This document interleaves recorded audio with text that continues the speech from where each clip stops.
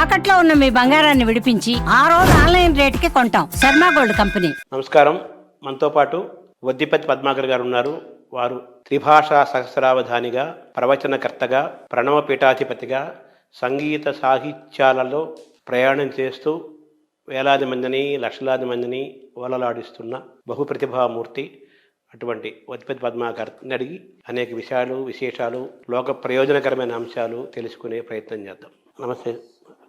మీకు ఇంతటి జ్ఞాపక శక్తి ఏ విధంగా వచ్చింది? ఇప్పటికీ కొన్ని వేల పద్యాలు, శ్లోకాలు, స్తోత్రాలు, కవచాలు అలవోకగా చదువుతుంటారు. నేను కుర్తాల పీఠాధిపతి పూర్వాశ్రమ ప్రసాదరాయ కులపతి గారు నేటి సిద్ధేశ్వరానంద భారతీ స్వామి వారి దగ్గర చూశాను. అది అలవోకగా ఉన్న పళంగా శ్లోకాలు, పద్యాలు, స్తోత్రాలు, విషయాలు చదువుతారు. అలాగే మీలో కూడా అలా ప్రవాహంలాగా వచ్చేస్తాయి. అవధానంలోకి వెళ్ళబోయే ముందు ఈ జ్ఞాపక శక్తి, ఈ ధారణ, మీకు ఈ ప్రతిభ ఎలా వచ్చింది? నమశివాభ్యాం నవయౌవనాభ్యాం పరస్పరాశ్లిష్ట వపుర్ధరాభ్యాం నగేంద్రకన్యా వృషకేతనాభ్యాం నమో నమః శంకర పార్వతీభ్యాం అని ముందుగా నేను ఆది దంపతులకు నమస్కరిస్తున్నాను. ఎందుకంటే వారి కటాక్షమే ఇవాళ నాకు శ్రీరామ రక్ష, ఈ అవధాన భిక్ష. ఈ జ్ఞాపక శక్తి బహుశా జన్మతః వచ్చిందనే మా నాన్నగారు అంటారు. ఒక చిన్న విషయం వల్ల నాకు అవధానంలోకి వచ్చాను. చిన్నప్పటి నుంచి అద్భుతమైన ధారణ ఉన్నది అని పెద్దలు చెప్పడమే కానీ నాకైతే దాని మీద దృష్టి లేదు. ఒక రోజున బహుశా నాకు 5 ఏళ్ళు 6 ఏళ్ళు ఉంటాయేమో. మా అదృష్టం ఏంటంటే అందరిలాగా 3 ఏళ్లకి ఎల్కేజీలో దోసేయడం కానీ, లేకపోతే ఓ బండెడు పుస్తకాలు ఉన్నటువంటి సంచి వీపుకి తగిలించి పంపించడం కానీ మా నాన్నగారు చేయలేదు. ఓసారి ఉంగుటూరు అని ఒక పల్లెటూరు ఉన్నది, పశ్చిమ గోదావరి జిల్లాలో. తాడేపల్లిగూడానికి చాలా దగ్గరలో ఉంటుంది. తాడేపల్లిగూడెం, ఆ తర్వాత బాదంపూడి, బాదంపూడి తర్వాత ఉంగుటూరు, ఆ తర్వాత చేపురోలు, తర్వాత కైకరం, పోళ్ల, భీమడోలు, ఏలూరు. ఇది ఆ పరంపర. అందులో ఆ ఉంగుటూరులో మా నాన్నగారు ఒక ఏడాది ఉండవలసి వచ్చింది. ఆ సమయంలో నాన్నగారు హిందీలో రాసిన అల్లసాని పెద్దన మనుచరిత్ర కావ్యాన్ని తల్లాప్రగడ సుందర శివరావు గారు అనే ఆయనకి వివరిస్తున్నారు. అల్లసాని పెద్దన వారి మనుచరిత్ర గురించి తెలియని వాళ్ళు ఎవరు ఉంటారు? దాన్ని ఆయన హిందీలోకి అనువాదం చేశారు. ఆ హిందీ అనువాదంలో ఒక అద్భుతమైన పద్యం ఉన్నది. మంచి సంస్కృత సమాసాలతో నాన్నగారు హిందీలో కూడా అంతంతం చూపించారు తెలుగులాగా.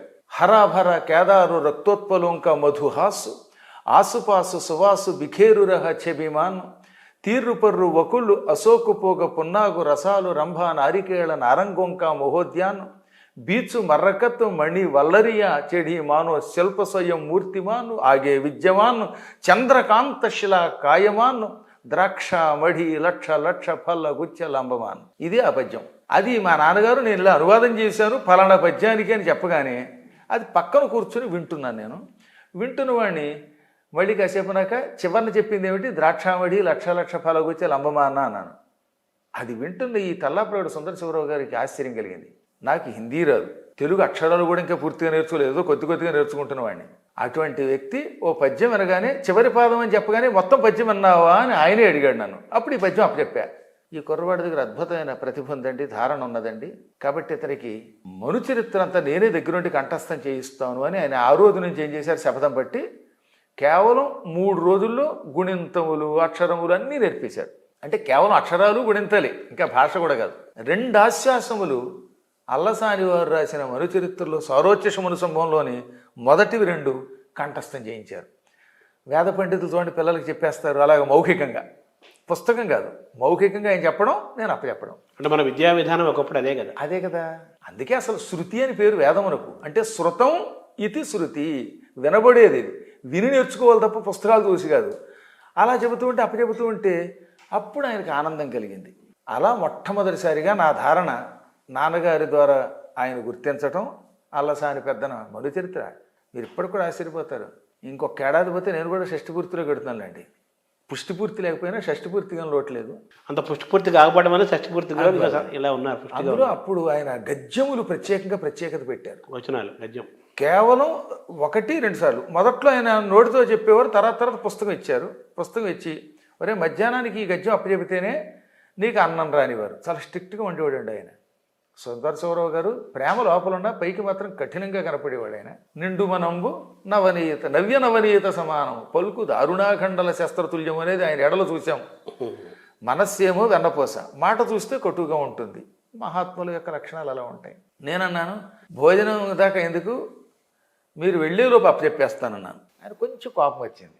ఎవరా మరీ అహంకారం పెరిగిందా, పావు గంటలు అప్పచెప్పేస్తారా, ఏకంగా పేజీ ఉంది కదా ఈ గద్యం అంటే. ప్రయత్నిస్తానండి అన్నాను. ఎందుకు ఆయన అందరం గురువు గారు అనేవారు కదా, సుందర శివరావు గారని. మా అక్కయ్య కానీ మా అన్నయ్య కానీ మేమందరం కూడా శివరావు గారు వచ్చారనేవారు తప్ప, ఎందుకంటే ఆయన పాఠం చెప్పాలి, కేవలం అప్పచెప్పించుకున్నారు కానీ.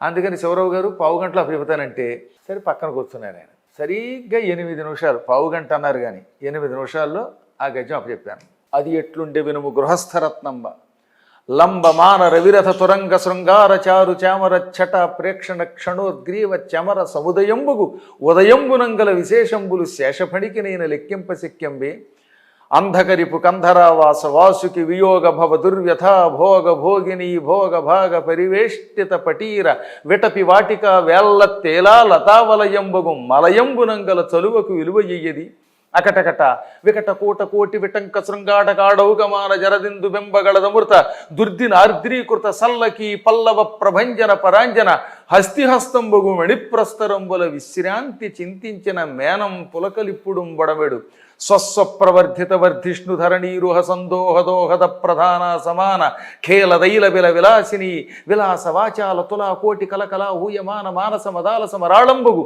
రజత శైలంబు నోలంబులం కాలగడు విహార ప్రదేశంబులం గన్న సంస్కృతి క్లేశంబులు వాయవే సతత మదజల శ్రవణ పరాయణైరావణ విషాణ కోటి సముట్టంకిత కటక పరిస్ఫురత్ కురువింద కందళ వ్రాత జాతాలాత శంకాప సర్పదభ్రము భ్రమీ విభ్రమ ధురంధరంబగు మేరు ధరాధరంబు శిఖరంబుల సోయగంబులు కలయం కనుంగొనుట బహుజన్మ కృత సుకృత పరిపాకంబునంగాక ఏల చేకూర నేర్చునట్టి మహాద్భుతంబులు ఈశ్వరానుగ్రహంబున అల్పకాలంబున కనుంగొంటి ననుటయు ఈషదంకురిత హసన గ్రసిష్ణు గండయుగుడుండగుచు ప్రవరుండతనికి ఇట్లని. ఇది ఆ గద్యం. అప్పుడు మాత్రం ఆయన చాలా ఆనందపడిపోయి, ఆయన ఎక్కువ పొగిడేవారు కాదు, పొగిడితే పిల్లలు పాడైపోతారు. కానీ నాకు తెలియకుండానే పక్కన మా నాన్నగారి దగ్గరికి వెళ్ళి వీడు నిజంగా కారణ జన్ముడు అండి అన్నారు. ఈ విధంగా మొత్తం మీద నాలో ధారణ ఉందని ఆయన కొంత, నేను కొంత, నాన్నగారు కొంత గుర్తించాం. ఆ తర్వాత పాఠశాలలోకి వెళ్ళిన తర్వాత వీటి విషయాలు మర్చిపోయినా సమయం వచ్చినప్పుడు పరమాత్ముడు అనుగ్రహిస్తాడు కనుక ఒకానొక కారణం చేత నా 8వ ఏట ఇంట్లోంచి బయటికి వెళ్ళిపోవాల్సి వచ్చింది. అక్కడ అదొక అద్భుతమైన విశేషం అనుకోండి. ఇవాళ వాళ్ళకి ఇలాంటివి మీరు చెబితే దొంగలు అబద్ధాలు అంటున్నారు, అందువల్ల వాళ్ళకి చెప్పాలంటే కూడా చికాకు అనిపిస్తుంది, నమ్మశక్యంగా అన్నట్టుగా కొన్ని. అదే కానీ మీరు కళ్ళెదురుగుండా చూస్తున్నారు ఈ ధారణ, అవును, అది పరమేశ్వర అనుగ్రహం. ఈ సృష్టిలో మానవుని యొక్క బుర్రకి దృష్టికి అందరి అనేక విశేషాలు ఉన్నాయి. అవి సమయం వచ్చినప్పుడు బయటపడతాయి. 32 ఏళ్ల వయస్సులో అవతారం చాలించిన శంకరుడు రాసిన కావ్యాలు ఎవరైనా రాయగలిగారా? అసలు ఆ కావ్యాలు చదవడానికి, ఆ స్తోత్రాలు చదవడానికి, అర్థం చెప్పడానికి మన జీవితం సరిపోదు. ఒక శ్లోకమే దొరకబట్టలేదు, అది దానికి అర్థమే చెప్పలేరు, చదవలేరు. ఎన్ని రాశాడు ఆయన? ముదాకరాత్మ మోదకం అంటూ గణపతి మీద, వామాంకస్థిత జానకీ పరిల సత్కోదండ దండంకరి అంటూ భద్రాచలం వెళ్ళి రాముడి మీద రాశాడు. లక్ష్మీ నృసింహ మమదేహి కరావలంబం అంటూ నృసింహ స్తోత్రం రాశాడు. సౌందర్యలహరి, శివానందలహరి, సుబ్రహ్మణ్య భుజంగ ప్రయాత స్తోత్రం, ఆంజనేయుడి మీద అద్భుతమైనటువంటి ఆర్యాఛందస్సులో స్తోత్రాలు, దారిత దశముఖ కీర్తి, పురతో మమ పాతు హనుమతో మూర్తి. ఇలా ఒకటి కాదు, ఇన్ని కావ్యములు, ఇన్ని స్తోత్రములు, ఇన్ని విశేషములు కేవలం 32 ఏళ్లలోపు. అది కూడా ఇంత తీర్థయాత్రలు చేస్తూ తిరిగిన చోటేమో పడుకోడు, పడుకున్న చోట మళ్ళీ భోంచేయుడు ఆయన రాశాడు. అది ఎలా వచ్చిందంటే అది భగవద్ అనుగ్రహం. కాబట్టి నిజంగా కూడా నా అదృష్టం, నాకు ఆది దంపతుల యొక్క అనుగ్రహం కలిగింది. వారి అనుగ్రహంతో ఇదో ఈ కావ్య మార్గంలో ప్రయాణం చేస్తున్నాం. అంటే మామూలుగా పద్యము ధారణకు లొంగుతుంది, శ్లోకం, సంస్కృత శ్లోకం ఇంకా బాగా లొంగుతుంది, కానీ గద్యము కొంచెం కష్టం అంటారు. అవునండి, కానీ మీరు గద్యం కూడా అవలేలుగా చెప్పారు కదా. అది నిజంగానేనండి. పద్యానికి ఏంటంటే ఛందస్సు ఉంటుంది కనుక యతి ప్రాస ఉంటాయి. సంస్కృతంలో అయితే ఒక నడకని బట్టి, సంస్కృతంలో యతి అంటే విరగడమే, అక్షరం అవసరం లేదు, ప్రాస నియమం లేదు. అయినప్పటికీ వాటికున్న ఒక గతి వల్ల అవి తెలుస్తాయి. గద్యమునకు అటువంటి గతి ఉండదు, ధారణకి చాలా కష్టం. అందుకనే అవధానాల్లో కూడా దత్తపదులు ఉన్నాయి కాబట్టి ధారణ చేయడానికి ఇది ఒక ఆధారం. సమస్య వాడే ఇస్తాడు కనుక ఆధారం, వర్ణనకు ఆధారంగా ఉంటుంది. మనమే రాయాలి 4 పదాలోన, కాబట్టి అది కొంచెం కష్టమే. ధారణలు అవధానాల్లో వర్ణనలు ఎలా కష్టమో తెలుగు చదువుకున్నటువంటి వాళ్ళకి సంస్కృతం చదువుకున్న వాళ్ళకి గద్యం ధారణ చేయడం కష్టమే. అందుకే నేను ఫోకస్ దాని మీద పెట్టాను. నా చిన్నప్పటి నుంచి నాకు ఏది కష్టమో దాని మీద దృష్టి పెట్టేవాడిని. అదే కష్టమైనది ఇష్టంగా మార్చుకుని దృష్టి పెడితే అదే విశిష్టతని తెచ్చిపెడుతుంది. ఇప్పటికి కూడా మీకు ఎవరికైనా ఓపిక ఉంటే కనీసం ఒక 1000 గద్యాలు మాత్రం అప్పచెప్పగలను. పోతన గారి భాగవతంలో కానీ, అల్లసాని వారివి కానీ, నాకుగా నేను తయారు చేసుకున్న గద్యములు కానీ, మహానుభావులైనటువంటి అష్టదిగ్గజాల వాటిల్లో కానీ, శ్రీకృష్ణదేవరాయల వాటిల్లో కానీ, వీటిల్లో గద్యాలు అంటే నాకు చాలా ఇష్టం. అందులో పెద్ద గద్యాలు ఎంత కష్టమో చిన్న గద్యాలు ఇంకా కష్టం అండి. అవునా? ఇప్పుడు పోతన గారి భాగవతం హాయిగా వెళ్ళిపోతుంది. నారదుడు ఎలా శపించాను అని ఒక పద్యం చెప్పేసి ఆ తర్వాత ఏం చేస్తాడు, నారదుడు శపించే చోట ఈ రెండింటికి మధ్యలో చిన్న గద్యం పెడతాడు. అది కష్టం. ఇంకా దానికి ఉదాహరణగా నలకోబరం మణిగ్రీవులని ఇద్దరున్నారు. ఆ ఇద్దరు కుబేరుడు కొడుకులు. వాళ్ళు నారదుని ఎదురుగుండా తాగి తందనాలాడి బట్టలు లేకుండా తిరిగారు. అది కూడా మందాకినిలో కేదారంలో. దాంతో నారదునికి కోపం వచ్చింది. వాళ్ళని శపించాలి. ఆ శపించడానికి ముందు ఓ చిన్న గద్యం రాస్తాడనమాట. మున్ను కుబేరుని కుమారులు నలకోబర మణిగ్రీవులను గుహ్యకులు శంకర కింకరులై అహంకరించి వెండి కొండ మీద పాడెడి చేడియలం గుడికొని కరేణు సంగతంబులైన ఏనుంగుల భంగి సురంగంబులైన మందాకిని తరంగంబుల వ్యవస్థులై జలక్రీడలు ఆడుతున్న సమయంబున దేవరిషి అయిన నారదుండచ్చోటికి విచ్చేసిన చెచ్చర అచ్చెలువులు వలువలు ధరించిరి. మదిరాపాన పరవశులు కావున వారలు వ్యవస్థులై మెలంగుతున్న నారదుండు వారల శపించువాడై ప్రతీకంబుగానొక్క గీతంబు పాడి వినుము. అంటే ఇలాంటి గద్యాలు ఇవి కొంచెం చదవడానికి కష్టం, కంఠస్థం చేయడానికి కష్టం. ఇంకా కష్టం. ఇలాంటి గద్యాలు ఎన్నుంటాయో చిన్ని చిన్నవి అనమాట. అక్కడ అటువంటి వాటి మీద ఇష్టం పెట్టుకుని మొత్తం పోతన భాగవతం ఈ చివరి దాకా నా చిన్నప్పుడు కంఠస్థం చేశాను. మామూలుగా ఈ కందం చెప్పిన వాడే కవి అంటారు, అలాగే గద్యంలో కవిత్వం చెప్పిన వాడే గొప్ప కవి కూడా అంటారు కదా. అవునండి. కాదంబరి వాళ్ళంతా. ఎందుకనంటే గద్యంలో మెప్పించడం కష్టం, ఓ ప్రవాహం ఉండదు, కంఠస్థం చేయడం కష్టం. కానీ దానిలో కథను చొప్పించాలి. తేట తెలుగు లేదా చందమామ భాషలో చెప్తే అర్థమవుతుంది కానీ కథ ఇందులో అర్థం కాదు. అర్థం కాకుండా అనేక రకాలైన అలంకారాలు చెప్పాలి. నిజంగా అది చాలా కష్టం. అందుకని గద్య కవిత్వం మీద దృష్టి పెట్టిన వాళ్ళు చాలా తక్కువ మంది ఉంటారు. పద్యాలు రాస్తూ మధ్యలో ఎడనడ గద్యం తప్ప పూర్తి గద్యం రాయరు. మహానుభావుడు కాదంబరి రాసినటువంటి వ్యక్తులు పక్కన పెడితే. కానీ ఇప్పటికి కూడా చెంపు కావ్యం రాసిన భోజుడు కానీ, సంస్కృతంలో చెంపు రామాయణం, చెంపు అనే శబ్దమునకు గద్య పద్యముల మిశ్రితము అని అర్థం. చెంపు అంటే గద్యము పద్యము కలిపి ఉంటే. చిక్కనగా రచన పద్యమున గద్యములను రచించేదని కృతులు అంటాడు కదా. కానీ కేవలం తెలుగు వాళ్ళు మాత్రమే అసలు చెంపు అని పేరెట్టరు. వాళ్ళు చెంపు అని పెట్టకపోతే గద్య పద్యాలు లేవని అర్థం. కేవలం శ్లోకాలు ఉంటాయి. కానీ మన వాళ్ళు అలా పెట్టకుండా ప్రతి కావ్యము పద్యం గద్యం కలిపి రాశారు. ఆ పేరు పెట్టకుండా దాన్ని పాటించారు. ఒకవేళ ఎవరైనా అందులో వచనం గద్యం రాయకపోతే నిర్వచనము అని పెట్టారు. అది నిర్వచనోత్తర రామాయణం. అది కూడా తిక్కన గారే రాశారు. కాబట్టి నిర్వచనము అనేటటువంటి పేరు వాడకపోతే ఖచ్చితంగా అందులో గద్యం ఉండవలసింది. ఆ గద్యాలు ఎంత హాయిగా ఉంటాయనండి. వాటి మీద మాత్రం నాకు మొదటి నుంచి దృష్టి ఉండేది అనమాట. మక్కువ. అయితే సార్ స్వామి, మామూలుగా చాలామంది విద్యార్థులు పోటీ పరీక్షలకు వెళ్ళేవాళ్ళు, రకరకాల వాడు ఉద్యోగాల్లో ఉండేవాళ్ళు, వీళ్ళందరూ కూడా మాకు జ్ఞాపక శక్తి రావట్లేదు, ఎంత చదివినా గుర్తుండటం లేదు అంటున్నారు కదా. ఈ జ్ఞాపక శక్తిని ఏ విధంగా పొందవచ్చు?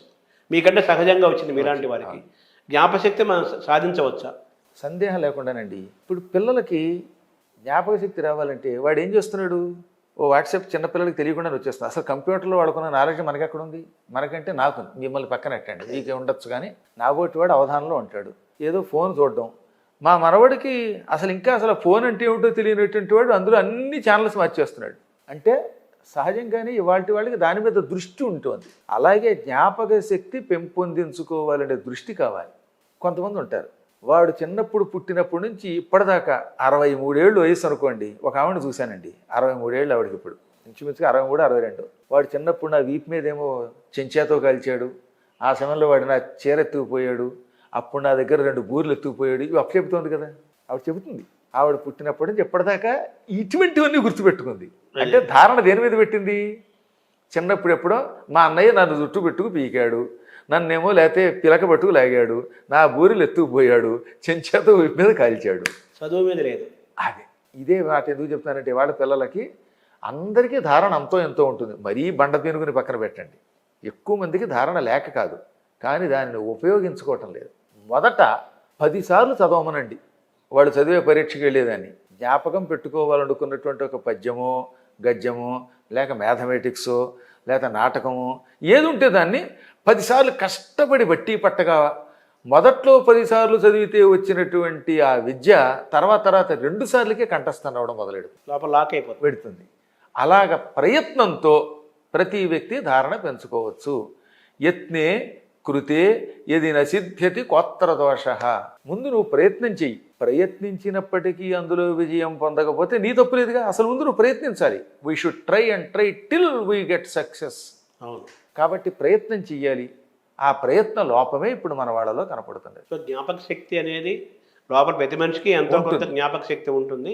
తనలో ఉన్న జ్ఞాపక శక్తిని బయటికి తీసి తను ఎంచుకున్న చదువులోనో రంగంలోనో సంబంధించిన జ్ఞానాన్ని పొంది తిరిగి దాన్ని మళ్ళీ రాసి చెప్పి అక్కడ సక్సెస్ అయ్యి నెంబర్ 1 అయి బాగా వదిలోకి రావాలి అంటే తన లోపల ఉన్న జ్ఞాపక శక్తిని బయటికి తీయడానికి అనేక మార్గాలు ఉన్నాయి. అందులో పదే వల్లెవేయటం 10 సార్లు చదవటం అనేది ఒకటి. ఇంకా ఏమైనా ఉన్నాయా జ్ఞాపక శక్తి పెంచుకోవడానికి సూత్రాలు? ఏం లేదని ఒకటే పదే చదవడం, చదివిన తర్వాత వదిలేయకూడదు. అందుకే మన వాళ్ళు ఏమన్నారంటే పూర్వకాలంలో అనభ్యాసే విషం శాస్త్రం అజీర్ణే భోజనం విషం అనగా ఇప్పుడు నేను చదివానండి. ఒక ఆయన ఉన్నాడు, ఏ కారణం చేతనో సంస్కృతం చదువుకున్నాడు పరీక్షకి. అది ఆ తర్వాత వెంటనే మళ్ళీ వల్లి వేస్తే అప్పుడు అది ఏమవుతుంది, స్థిరపడిపోతుంది. ఎప్పుడో పరీక్షకి సంస్కృతం చదివి మళ్ళీ జీవితంలో దాన్ని ముట్టుకోకపోతే ఇప్పుడు అభ్యాసంలో లేకపోవడం వల్ల ఆ శాస్త్రం వాడి కొత్త ఈ విషం అయ్యిందిట. అందుకని అభ్యాసములో లేని శాస్త్రము విషం. నా చిన్నప్పుడు నేను చాలా కాలం 10th క్లాస్ పాఠం చెప్పాను. అన్ని మ్యాథమెటిక్స్ సూత్రాలు గుర్తున్నాయి. కానీ ఇప్పుడు 1992 నుంచి ఇప్పటి వరకు అంటే 32 ఏళ్ళుగా నేను పాఠం చెప్పట్లేదు. దానివల్ల ఏమైపోయింది, ఇప్పుడు మ్యాథమెటిక్స్లో చాలా వరకు అన్నీ మతిమరుపు వచ్చేసింది, లెక్కలు పక్కకి వెళ్ళిపోయి. ఇది సంస్కృతం తెలుగు హిందీ తప్ప ఇంకోటి దృష్టి లేకుండా అయిపోవడం సాధనలో ఉన్నాయి. ఆ రోజుల్లో నేను చాలా క్యాలిక్యులస్ చెప్పేవాడిని. ఆ క్యాలిక్యులస్లో కూడా 10th క్లాస్ వాడికి డిగ్రీలో ఉన్నటువంటి సూత్రం చెప్పేవాడు. లిమిట్ ఆఫ్ ఎక్స్టెన్సెస్, లిమిట్స్ తెలుసుగా మీకు క్యాలిక్యులస్ గుర్తుంది కదా. Limit of x to the power of n minus a to the power of n by x minus a when x tends to a అనేదానికి nx to the power of n minus 1 అనేది సూత్రం. ఇది డిగ్రీలో ఉండేది, మాకు ఇంటర్లో ఉండేది కాదు. కానీ ఇంటర్లో నేను ఈ సూత్రంతో లెక్క చేశాను. అప్పుడు ఆ మాస్టర్ అన్నారు, నందులు గారు అని ఒక ఆయన ఉండేవారు, ఒరే ఇది ఎలా కాదు, x² minus a² by x minus a అన్నదాన్ని x plus a into x minus a by x minus a వేస్తే ఈ x minus a కొట్టుకుపోతుంది కనుక అప్పుడు ఈ x అనేదాన్ని దానికి టెన్సెస్లో వేసేసినట్టయితే సూత్రం కలిసి వస్తుంది అనేవారండి. అంటే మామూలుగా లెక్కలైనా సంగీతమైనా ఛందస్సు అయినా అన్ని లెక్కలే కదా, జ్యోతిష్యమైనా అంతే, అంతా లెక్కలే కదా. దీన్ని డైరెక్ట్గా లెక్కలని చెబుతున్నారు కానీ ఇక్కడ సంగీతం లెక్కలే కదా, పద్యం ఛందస్సు లెక్కలే కదా, జ్యోతిష్యం లెక్కలే కదా. సో ఆ మ్యాథమెటికల్ థింకింగ్ అనేది సహజమైంది, ఉండాలి. దాని అభ్యాసంలోకి తీసుకురావాలి, చూపించాలి. ఇప్పుడు ఎప్పుడో చిన్నప్పుడు చదివారో పద్యం, దాన్ని మళ్ళీ ఏం చేయాలి, వల్లి వేసుకుంటూ ఉండాలి. ఎవరున్నా లేకపోయినా లోపల వెళ్ళిపోతూ ఉండాలి. అందుకే నేను మీతో మాట్లాడుతున్నా అలా లోపల మళ్ళీ సాగుతూనే ఉంటుంది, జరుగుతుంది. అప్పుడు మీకు తెలియకుండానే అది దృఢమైపోతుంది. బాగా దృఢమైతే ఇంక నిద్రట్లోనే వస్తుంది. కారు డ్రైవింగ్ నేర్చుకున్న కొత్తల్లో ఒక 5-6 నెలలు తెగ తిరగాలండి. తిరిగితే ఏమవుతుందన్నమాట, కారు డ్రైవింగ్ మీద మనకి నైపుణ్యం ఏర్పడుతుంది. నేర్చుకున్న తర్వాత వదిలేశారంటే మళ్ళీ మొదలుకు వస్తుంది. మామూలుగా ప్రతిభ వ్యుత్పత్తి అభ్యాసం అంటారు కదా. సహజమైన ప్రతిభకు అభ్యాసం ఇది చెప్పినట్టుగా సాధన చేస్తూ ప్రాక్టీస్ చేస్తూ ఉంటే అందులో మనకు వ్యుత్పత్తి స్కాలర్షిప్ వచ్చేస్తుంది. అది ఏ సబ్జెక్ట్ అయినా అనేది ఈ మూడిట్లో మీ ప్రయాణం జరిగింది కదా.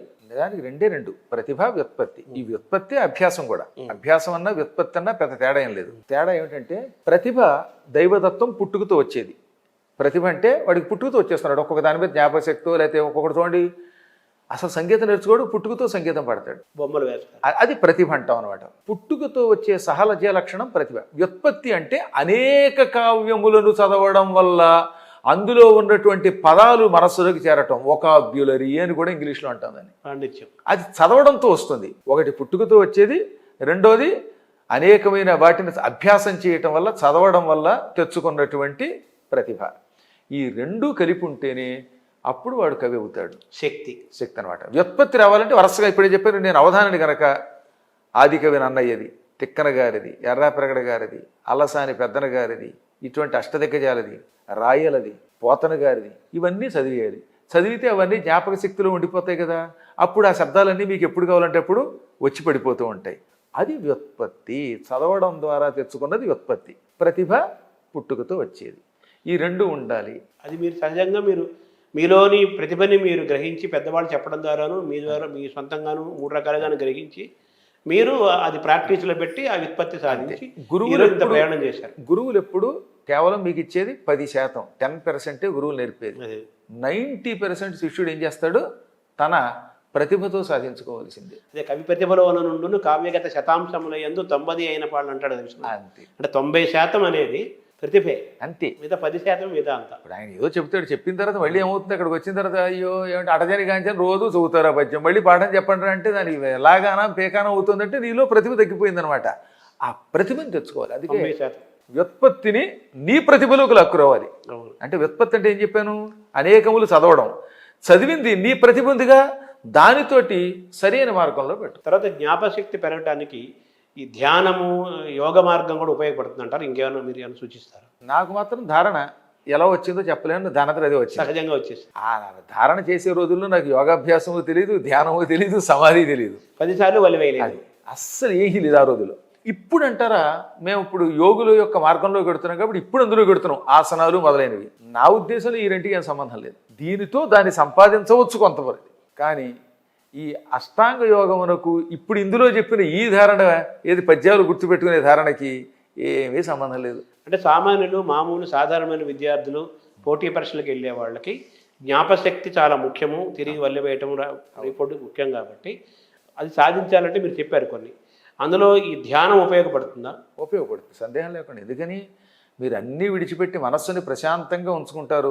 ధ్యానం చాలా గొప్పది. దాని గురించి ఒక ముక్కలో చెప్పకూడదు. ఈ మధ్యన ఎవడబడితే వాడే నేనే ధ్యానం అంటూ మొదలుపెట్టి ఏదో శ్వాస మీద ధ్యాస పెట్టేస్తే ఆ కాస్తే అదే ధ్యానం అండం, అదే సమాధి అండం, అదే యోగం అండం ఉందే. ఇవన్నీ కాదు.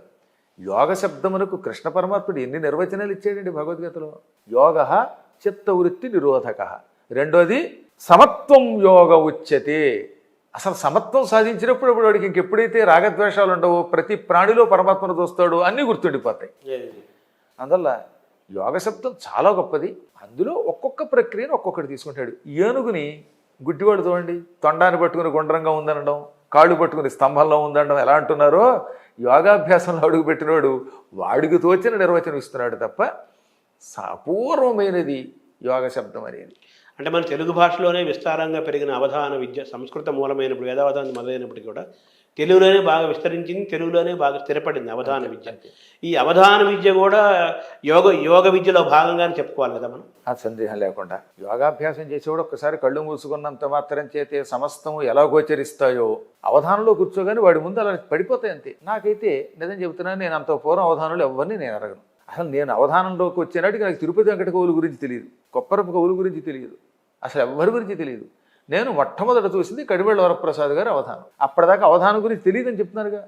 అవధానం చూడగానే నేను చెయ్యొచ్చు కదా అని చేయడం మొదలెట్టాను. అందుకే నేను ఆయనకి గురుస్థానం ఇవ్వడానికి గల కారణం, ఎందుకంటే ఆయన చూసి నేర్చుకున్నాను కనుక. ప్రేరణ. ఆ తర్వాత ఎన్నో అవధానాలు చేసిన తర్వాత అప్పుడు వాళ్ళు అన్నారు, మరి పాత వాళ్ళని తలుచుకోకపోతే పాపం కదా. ఎవరు? మా నాన్నగారు లాంటి వాళ్ళు చెప్పారు. తిరుపతి వెంకట కవులు, కొప్పరపు కవులు వాళ్ళంతా మహానుభావులు, మనందరికీ ఆసుకవిత్వం గురించి చెప్పారు. వాళ్ళని గురించి కూడా తెలుసుకుని వాళ్ళ పద్యాలు కూడా కంఠస్థం చెయ్యన్నాక, ఏది 5 శతావధానాలు చేశాక, 2000 సంవత్సరం నాటికి శతావధానాలు 5 ఓ సహస్రం చేశాక అప్పుడు నేను వీళ్ళ గురించి తెలుసుకోవడం మొదలుపెట్టారు. ఎందుకంటే పెద్దల్ని తలుచుకోవాలనేటటువంటి ఒక నియమం ఉంది, కృతజ్ఞత ఉండాలి కనుక. నాన్నగారు చెప్పారు అంతే, నాన్నగారు చెప్పబట్టి. లేకపోతే నాకు ఏమీ తెలియదు. నా వాణిలో అందుకే ఎవరిదైనా ఛాయ్ కనపడుతుంది అవుతామండి. నా అవధానంలో పద్యం చదివేటటువంటి విధానంలో కానీ, పద్యంలో ఉన్నటువంటి పదాల్లో కానీ ఎక్కడ ప్రాచీన అవధానుల యొక్క ప్రభావం ఉండదు. 2000 సంవత్సరంలో సహస్రం అయ్యాక అప్పుడు వాళ్ళని గురించి తెలుసుకున్నాను. ఇప్పుడు మీ పైన ప్రసాదరాయ కులపతి గారు నేటి కుర్తాల పీఠాధిపతి యొక్క ప్రభావం కానీ ఆయనకి ఇది కానీ ఏమైనా ఉందా మీకు అనుమానం? నాకు 2000 సంవత్సరం వరకు వారితో పరిచయం లేదు. 2000 సంవత్సరంలో మొదటిసారిగా గుంటూరులో ఒకసారి చూశాను. కళ్ళేని ఆనందం కలిగింది. కారణం ఏంటంటే నా సహస్రావధానానికి ఇంకొక నెల్లాళ్లలో వారిని రమ్మని పిలవడానికి ముందనమాట పరిచయం. ఆనాడు శ్రీవత్స గోత్రం మాది అయింది. అసలు ఆనాటికి విచిత్రం ఏంటంటే గొప్ప గొప్ప వాళ్ళంతా పీఠాధిపతులంతా శ్రీవత్స గోత్రం వాళ్ళు అయ్యారు. అప్పటికి ఆయనక పీఠాధిపతి అవ్వలేదు. అప్పటికి అప్పటికి మాకు విశ్వయోగి విశ్వం గారు శ్రీవత్సగోత్రం, మన కులపతి గారు శ్రీవత్సగోత్రం, అలాగే ఇంకా చాలామంది మహానుభావులైనటువంటి వాళ్ళందరితో పరిచయం ఉంది, వాళ్ళంతా గోత్రం. ఆయన ఆసుకవిత్వం గురించి విన్నాను, ఆయన ప్రేమని కళ్ళారా చూశాను, పిలవడానికి వెళ్ళాం మేము. ఆయన వచ్చి అవధానంలో కూర్చున్నారు. అవధానంలో కూర్చున్న తర్వాత ఆయన చెప్పిన కొన్ని పద్యాలు విన్నాక అదొక అభిమానం కలిగింది. ఇంకా అక్కడి నుంచి ఒక కుటుంబం అయిపోయింది అనుకోండి. కాబట్టి అవధానంలో సహస్రావధానం అయ్యేదాకా నాకు నా మీద ఎవరు ప్రభావం లేదు.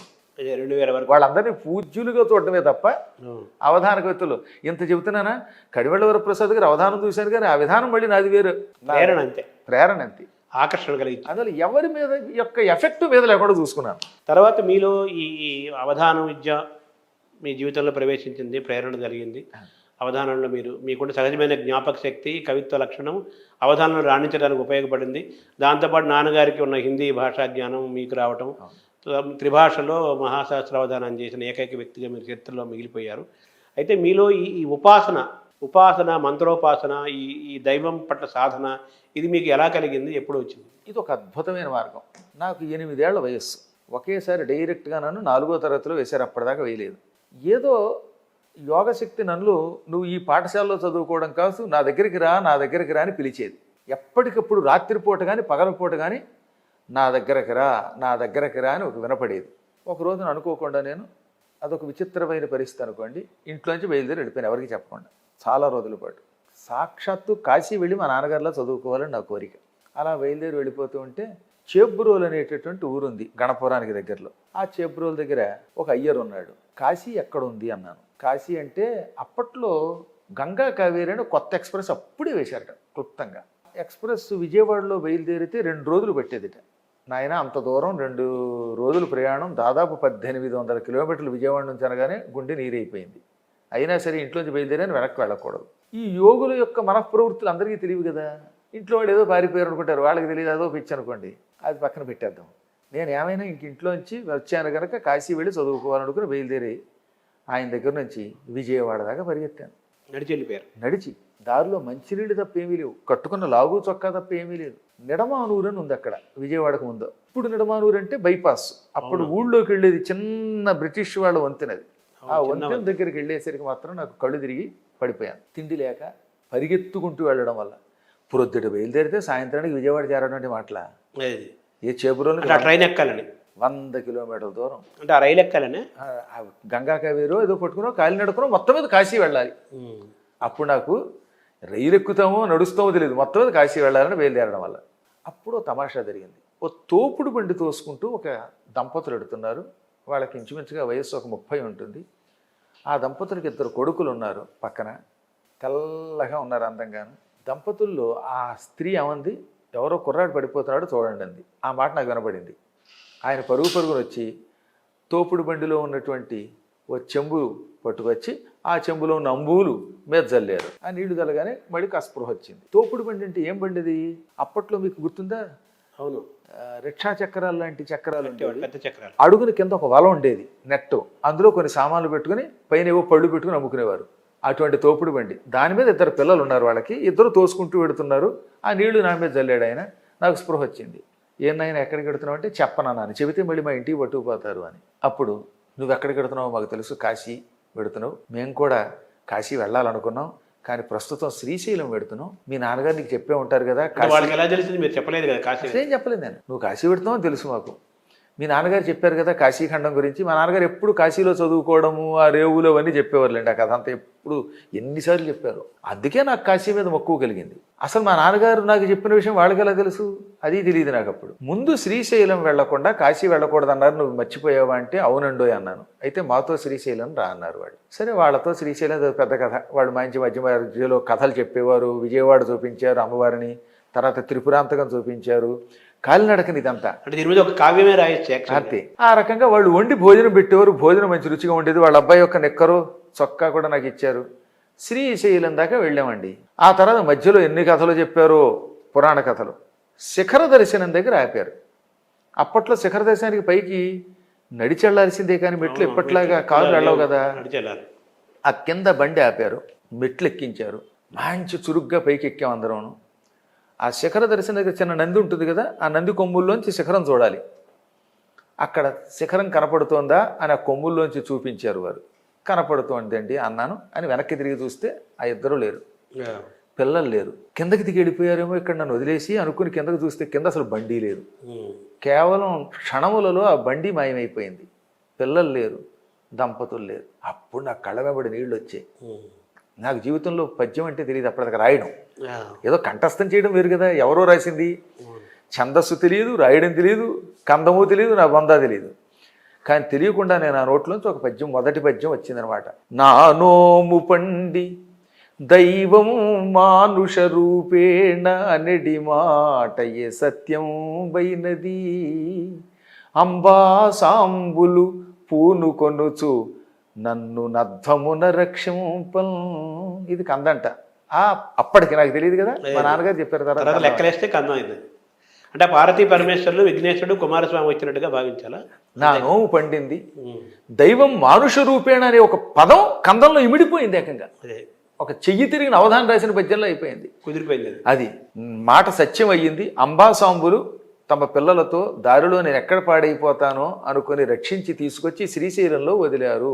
అధ్వమున రక్షింపన్. పైగా అధ్వం అంటే మార్గం, మార్గంలో నన్ను రక్షించడానికి వచ్చారు. ఆ యతిని పూనుకొనుచులో ఉన్న పూకి ఈ యతి అయితే దాన్ని మువర్ణ యతి అంటారు. ఈ యతిని అప్పకవియం లాంటి వాళ్ళు చదువుకుంటే తప్ప మామూలు వాడు వాడడం.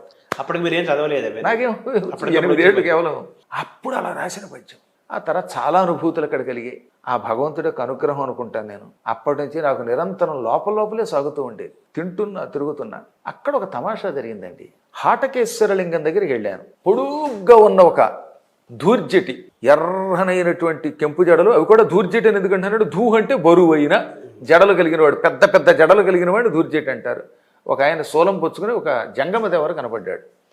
ఒరే నీకు మంత్రం ఇస్తాను చేసుకుంటావంటే చేసుకుంటానన్నాను. చెవిలో మంత్రం చెప్పాడు. ఆయన కాళ్ళకి నమస్కరిస్తే ఆయన ఏమన్నాడు తెలిసిన? ఈ జరిగిన ఘటన కాశీ వెళ్ళొచ్చేదాకా ఎవరికి చెప్పొద్దు, చెబితే నువ్వు ఒక ఏడాది పిచ్చేళ్లా ప్రవర్తిస్తావు, నీ మీద అభాండాలు పడతాయి, నువ్వు ఏం చేసినా అదొక దరిద్రం అవుతుంది, కొంచెం జాగ్రత్త, ఎవరికి చెప్పొద్దు అన్నాడు. అదే మీ జీవితంలో ప్రవచన తొలి మంత్రమా? తొలి మంత్రం. అలాగేనండి అన్నాను. అంటూ ఉండగా ఆయన కనపడలేదు. ఏమైపోయాడో తెలియదు. నా దృష్టిలో ఆయన అదృశ్యం అయిపోయాడు. ఇతరుల దృష్టిలో చెప్పకుండా వెళ్ళిపోయాడు. వాళ్ళలాగా ఇందాకట్లే. ఆ తర్వాత నేను గోటేడు సూర్యనారాయణ గారు అంటే ఒక దంపతులు ఉండేవారు అక్కడ. వాళ్ళు అక్కడికి వచ్చారు. అనుకోకుండా శ్రీశైలం నన్ను లాక్కొచ్చారు. ఎవరికి చెప్పొద్దన్నాడు ఆయన. కానీ దురదృష్టవశాత్తు నాతో పాటు ఒక స్నేహితుడు చదువుకుంటూ ఉంటే వాడు బతిమలితే చెప్పేశాను. లచ్చిరాజు అని వాడి పేరు. వేగిరాజు లచ్చిరాజు, నా క్లాస్మేట్. నాది 23, వాడిది 24. ఎక్కడికి వెళ్ళిపోయారు అందరూ అది అన్నారు ఇది అన్నారు, నీ గురించి చెడ్డగా మాట్లాడుతుంటే తట్టుకోలేకపోతాను, చెప్పరా బాబు అంటే చెప్పకూడదు, మా గురువులు చెప్పొద్దన్నారన్నా వినిపించుకోకుండా అడిగితే చెప్పాను. ఆ చెప్పడంలో ఒక ఏడాది చదువు అయిపోయింది. నేనేం చేశానో నాకు తెలియదు, ఎక్కడికి వెడుతున్నానో తెలియదు. ఆ అభాండాలకు గురువుతామని స్వామివారు చెప్పిన మాట నిజమైంది. అందువల్ల జీవితంలో ఏమైపోయింది అనమాట, ఒక ఏడాది చదువు ఆగిపోయింది. దానివల్ల 10th క్లాసు అందరికంటే ఒక ఏడాది ఆలస్యంగా చదవవలసి వచ్చింది.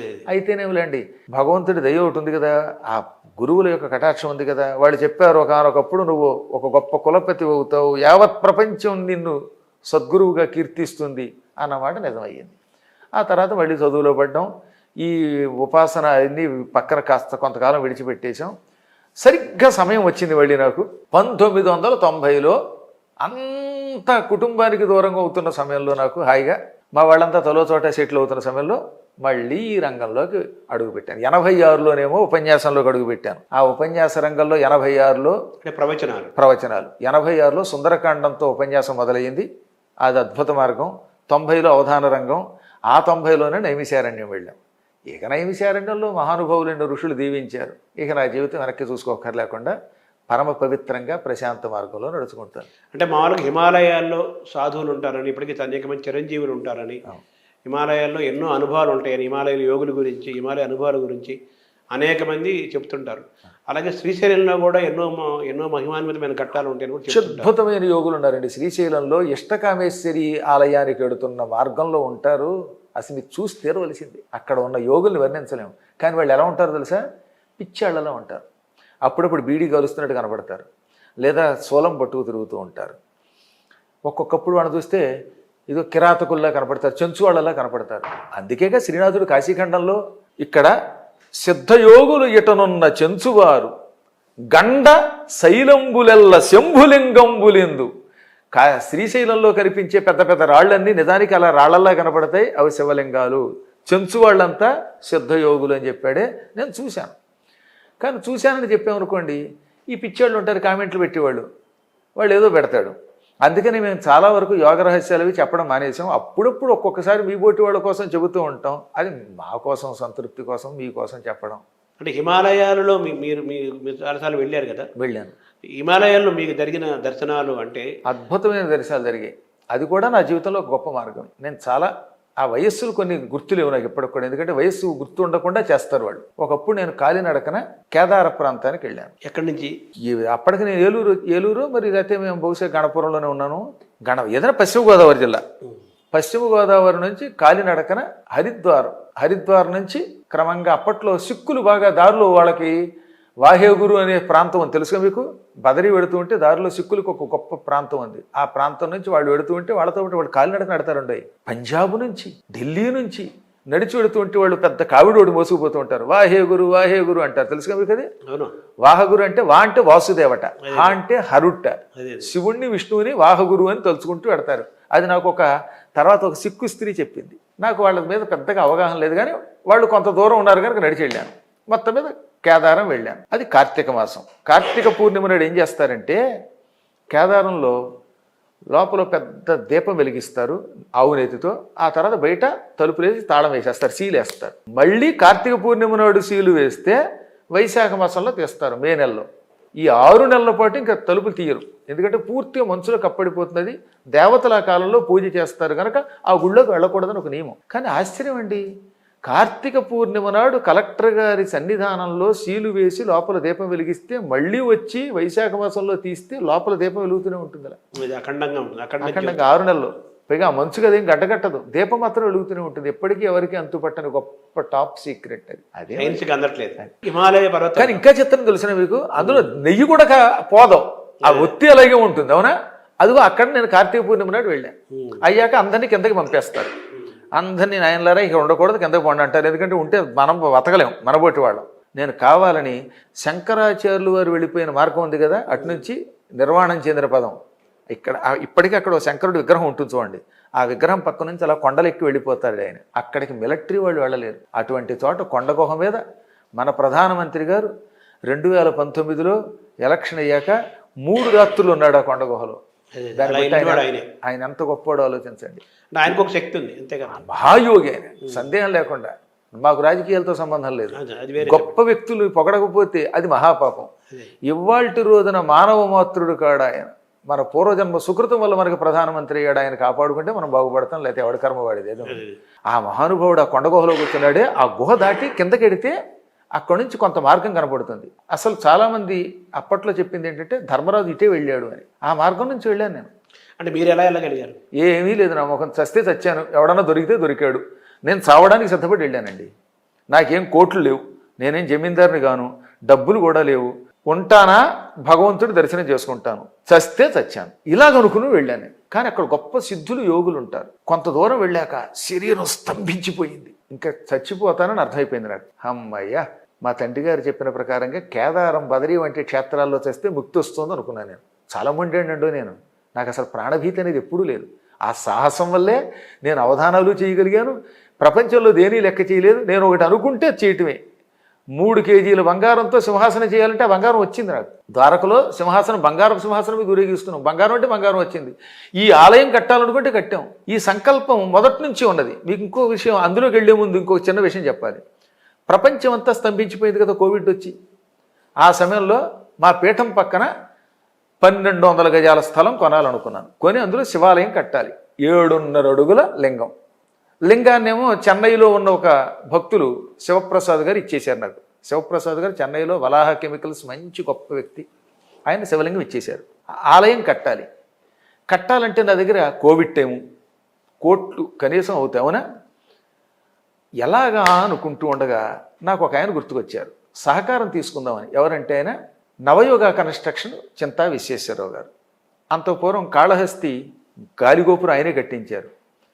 ఆ కట్టించినప్పుడు నన్ను కూడా ఉపన్యాసానికి పిలిస్తే నేను వెళ్ళాను. చాలా అద్భుతంగా జరిగింది. ఆయన నా పేరు చెప్పడానికి వీల్లేదు, ఒక్క కండిషన్. ఆయన నా పేరు పదే పొగడ్డానికి వీల్లేదు. ఎవడండి ఇచ్చింది శివుడు, పుచ్చుకున్నది శివుడు, నాకు పేరొద్దు ఊరొద్దు అనేవాడు. అంతటి మహానుభావుడు ఆయన. ఈ విశ్వేశ్వరరావు గారిని ఎలా పట్టుకుందామా, ఆయన సలహా తీసుకుని గుడి కడదామా అనుకున్నాను నేను. నాకు ఎవడు ఫోన్లు నోట్ చేసుకోవడం అలవాటు ఉండదులేండి, ఫోన్తో నాకు పెద్ద టచ్ ఉండదు. ఎంతలో ఏం జరిగింది, నా దగ్గర రాజు అని ఒక అసిస్టెంట్ ఉన్నాడు, నాకు పరమ శిష్యుడు వాడు. అతనికి ఒక ఫోన్ వచ్చింది. అందులో రత్న గారు, ఆవిడ పేరు రత్న గారు, అంటే మన విశ్వేశ్వరరావు గారికి అసిస్టెంట్. ఆవిడ ఫోన్ చేసి, మా గురువు గారు పోయారండి, ఆయన మీద పద్యాలు గురువుగారి చేత రాయించుకోవాలనుకుంటున్నాను, చెప్పండి అంది. 3 రోజులు చేస్తుంది ఆవిడ ఫోన్. వీడు నాకు చెప్పడం మర్చిపోయాడు. ఒరే రత్న గారు అని ఒక ఆవిడ ఉన్నారా, ఆవిడ నెంబర్ వెతుక్కోలేకపోతున్నాను అంటే, అమ్మో గురువుగారు భలే చెప్పారండి, ఆవిడ 3 రోజుల నుంచి ఫోన్ చేస్తుందండి అన్నాడు. చూసారా భగవంతుని లేలా లింక్. వెంటనే ముందు ఆవిడ ఫోన్ ఎత్తి, ఏం కావాలమ్మా అంటే, చింతామణి గణపతి గారు వెళ్ళిపోయారండి, వారి మీద పద్యాలు రాయండి అంటే పద్యాలు రాసి పంపేశాను. ముందు పద్యాలు పంపాక నేను విశ్వేశ్వరరావు గారితో మాట్లాడాలి అంటే, మీకు రేపు వద్దని ఆయన చేత ఫోన్ చేయిస్తానంది. ఆయన చేశాడు. నేను సత్యధర్మేశ్వర ఆలయం కట్టాలనుకుంటున్నానండి అనగానే, మీరు పెద్ద దాని గురించి ఆలోచించకండి, దానికి ఎంత ఎస్టిమేషనో చెప్పండి, అందులో ఐరన్ను చిప్స్ ఇసుక నాది అన్నారు. ఇంజనీర్ పంపేశారు ఆయన. 2001వ సంవత్సరంలో ప్రారంభమయ్యి సెప్టెంబర్ నాటికి అయిపోయింది. 2021 కోవిడ్లో ప్రారంభించాం, 21 నాటికి అయిపోయింది. కేవలం ఏడాది కూడా పట్టలేదు. అసలు ఎలా వచ్చాయి సంపద అంటే చెప్పలేము. ₹1 అప్పు ఉండదు, ₹1 నిలవ ఉండదు, పని అయిపోయింది. దానికి అయిపోతుంటుంది. ఆ రకంగా ఎక్కడెక్కడి వాళ్ళు ఈ మొండితనం, ఎందుకంటే మొదలు పెడితే అవడం అనేది ఒక లక్షణం ఉందని చెప్పడానికి చెప్పాను. అలా నేను చావడానికైనా సిద్ధపడి భగవంతుడి సన్నిధానానికి మాత్రం వెళ్ళాలనే కోరికతో వెడితే ఒక యోగి కనపడ్డాడు. ఆయన ఒళ్ళంతా గొడ్డలిప్పుకుని ఉన్నాడు. కేవలం గోచిగొడ్డు కూడా ఉందో లేదో కానీ బూడిద పూసుకున్నాడు. ఆయన నవ్వుతూ, ఐసా సాహస్ మత్కర్ణ అని బుధం మీద తట్టి, ఈ చలికి తట్టుకోలేవు కానీ ఒక వేరు ఇస్తున్నాను, హిందీలో జడీ బూటీ అంటాం మూలికని, ఈ జడీ బూటీకో కావో అని ఇంత వేరు తీసి నాలుక మీద పెట్టాడు. నాలుక కొంచెం దురద పెట్టినట్టు అనిపించింది లైట్గా, కానీ అది నాలుక మీదకి వెళ్ళి కరిగిపోయి లోపలికి వెళ్ళిపోయింది. ఇక చల్లేదండి, దాహం లేదు, ఆకలి లేదు. నెల్లాళ్ళు పనిచేస్తున్నట్టు ఆ మూలిక. అలాంటి మూలికలు హిమాలయాల్లో ఉన్నాయి. అవి ఆ సిద్ధులు మాత్రమే కనిపెట్టగలరు. అవి దొరికితేనా మీ ఊడిపోయిన జుట్టు తెప్పించుకోవచ్చు, ఏదైనా చేయొచ్చు. ఎందుకు చెప్తున్నానంటే, నా జుట్టు మీరు 2019 వీడియోలు చూడండి ఒకసారి. మీరు ఈ ఇంటర్వ్యూ అయ్యాక 2019లో 15-16 నుంచి కొంచెం ఊడి, నా జుట్టు కూడా కొంత ఊడింది, కానీ వచ్చింది మళ్ళీ ఇప్పుడు చూడండి. మీరు పాత ఇంటర్వ్యూస్ చూడండి ఒకసారి, అందరినీ చూడమన్నాడు. వద్దిపర్తి పద్మాకరు 2018లో గుంటూరులో చెప్పిన ఉపన్యాసాలు, 19 సెప్టెంబర్ వరకు ఒక తల, 19 తర్వాత వేరు. మూలికలు మంత్ర మహిమలు అంత గొప్పది. అంటే మీరు హిమాలయ పర్వతాల్లో అక్కడ తిరిగి సిద్ధుల్ని చూసి అక్కడ ఉన్న మహిమల్ని మీరు అనుభవించారు కదా, మీకు అక్కడ తపస్సు చేసుకోవాలి, అక్కడ ఉండిపోవాలనిపించలేదా? ఈ వేరిచ్చిన ఆయన ఉన్నాడు కదా, ఇది నెల్లాళ్లే పనిచేస్తుందని చెప్పాడు. ఈ నెల్లాళ్లలో ఎక్కడ తిరిగినా పెద్దగా మంచు ప్రభావం ఉండదు, ఆకలి దాహం పెద్దగా ఉండవు, ఏదైనా మంచినీళ్ళు తాగాలంటే తాగడం తప్ప అన్నాడు కదా. అది పుచ్చుకుని వెళ్ళానండి. ఓ ప్రాంతం చూశానండి, దాన్ని కొందరు శంబల అంటారు, కొందరు ఏదో అంటారు, నాకు తెలియదు. దాని గురించి నేను ఖచ్చితంగా ఇదని చెప్పను, కావాలని కొన్ని కారణాలతో చెప్పట్లేదు. ఆ ప్రాంతంలో మహానుభావులు ఎంతమంది యోగులు ఉన్నారో చెబితే ఆశ్చర్యపోతారు. ఎర్రని కాంతి, పచ్చని కాంతి వాళ్ళ ముఖాల్లోంచి వస్తాయి. మీరు జపం చేస్తే ఆ సమయంలో మిమ్మల్ని ఆవహించిన దేవతలను బట్టి ఆ కాంతులు వస్తాయి. అటువంటి మహాత్ములు చూచి అక్కడ ఒక నెల్లాళ్ళు ఉన్నాను. నేనేం మాట్లాడలేదు, ఎవరితో మాట్లాడకూడదు, మాట్లాడరు వాళ్ళు. సరిగ్గా నెల దాటింది. నెల దాటాక వెనక్కి వెళ్ళిపోమని చెప్పాడు ఆ సిద్ధుడు, ముందే చెప్పాడు. ఈ మూలిక కేవలం 1 మాసమే, ఏక్ మహీనే తక్ కామ్ కరేగి ఏ జడీ బూటీ అన్నాడు ఆయన. నేను ఆ మాట వినలేదు, మొండాడని చెప్పాను కదా. నాకెందుకో కానీ ఆ వయస్సులో అక్కడ ప్రాణం పోతే వైకుంఠానికి వెళ్ళొచ్చు, లేక స్వర్గానికి వెళ్ళొచ్చు, లేక కేదారంలో పోయాను కాబట్టి కైలాసానికి వెళ్ళొచ్చు అనే కోరిక.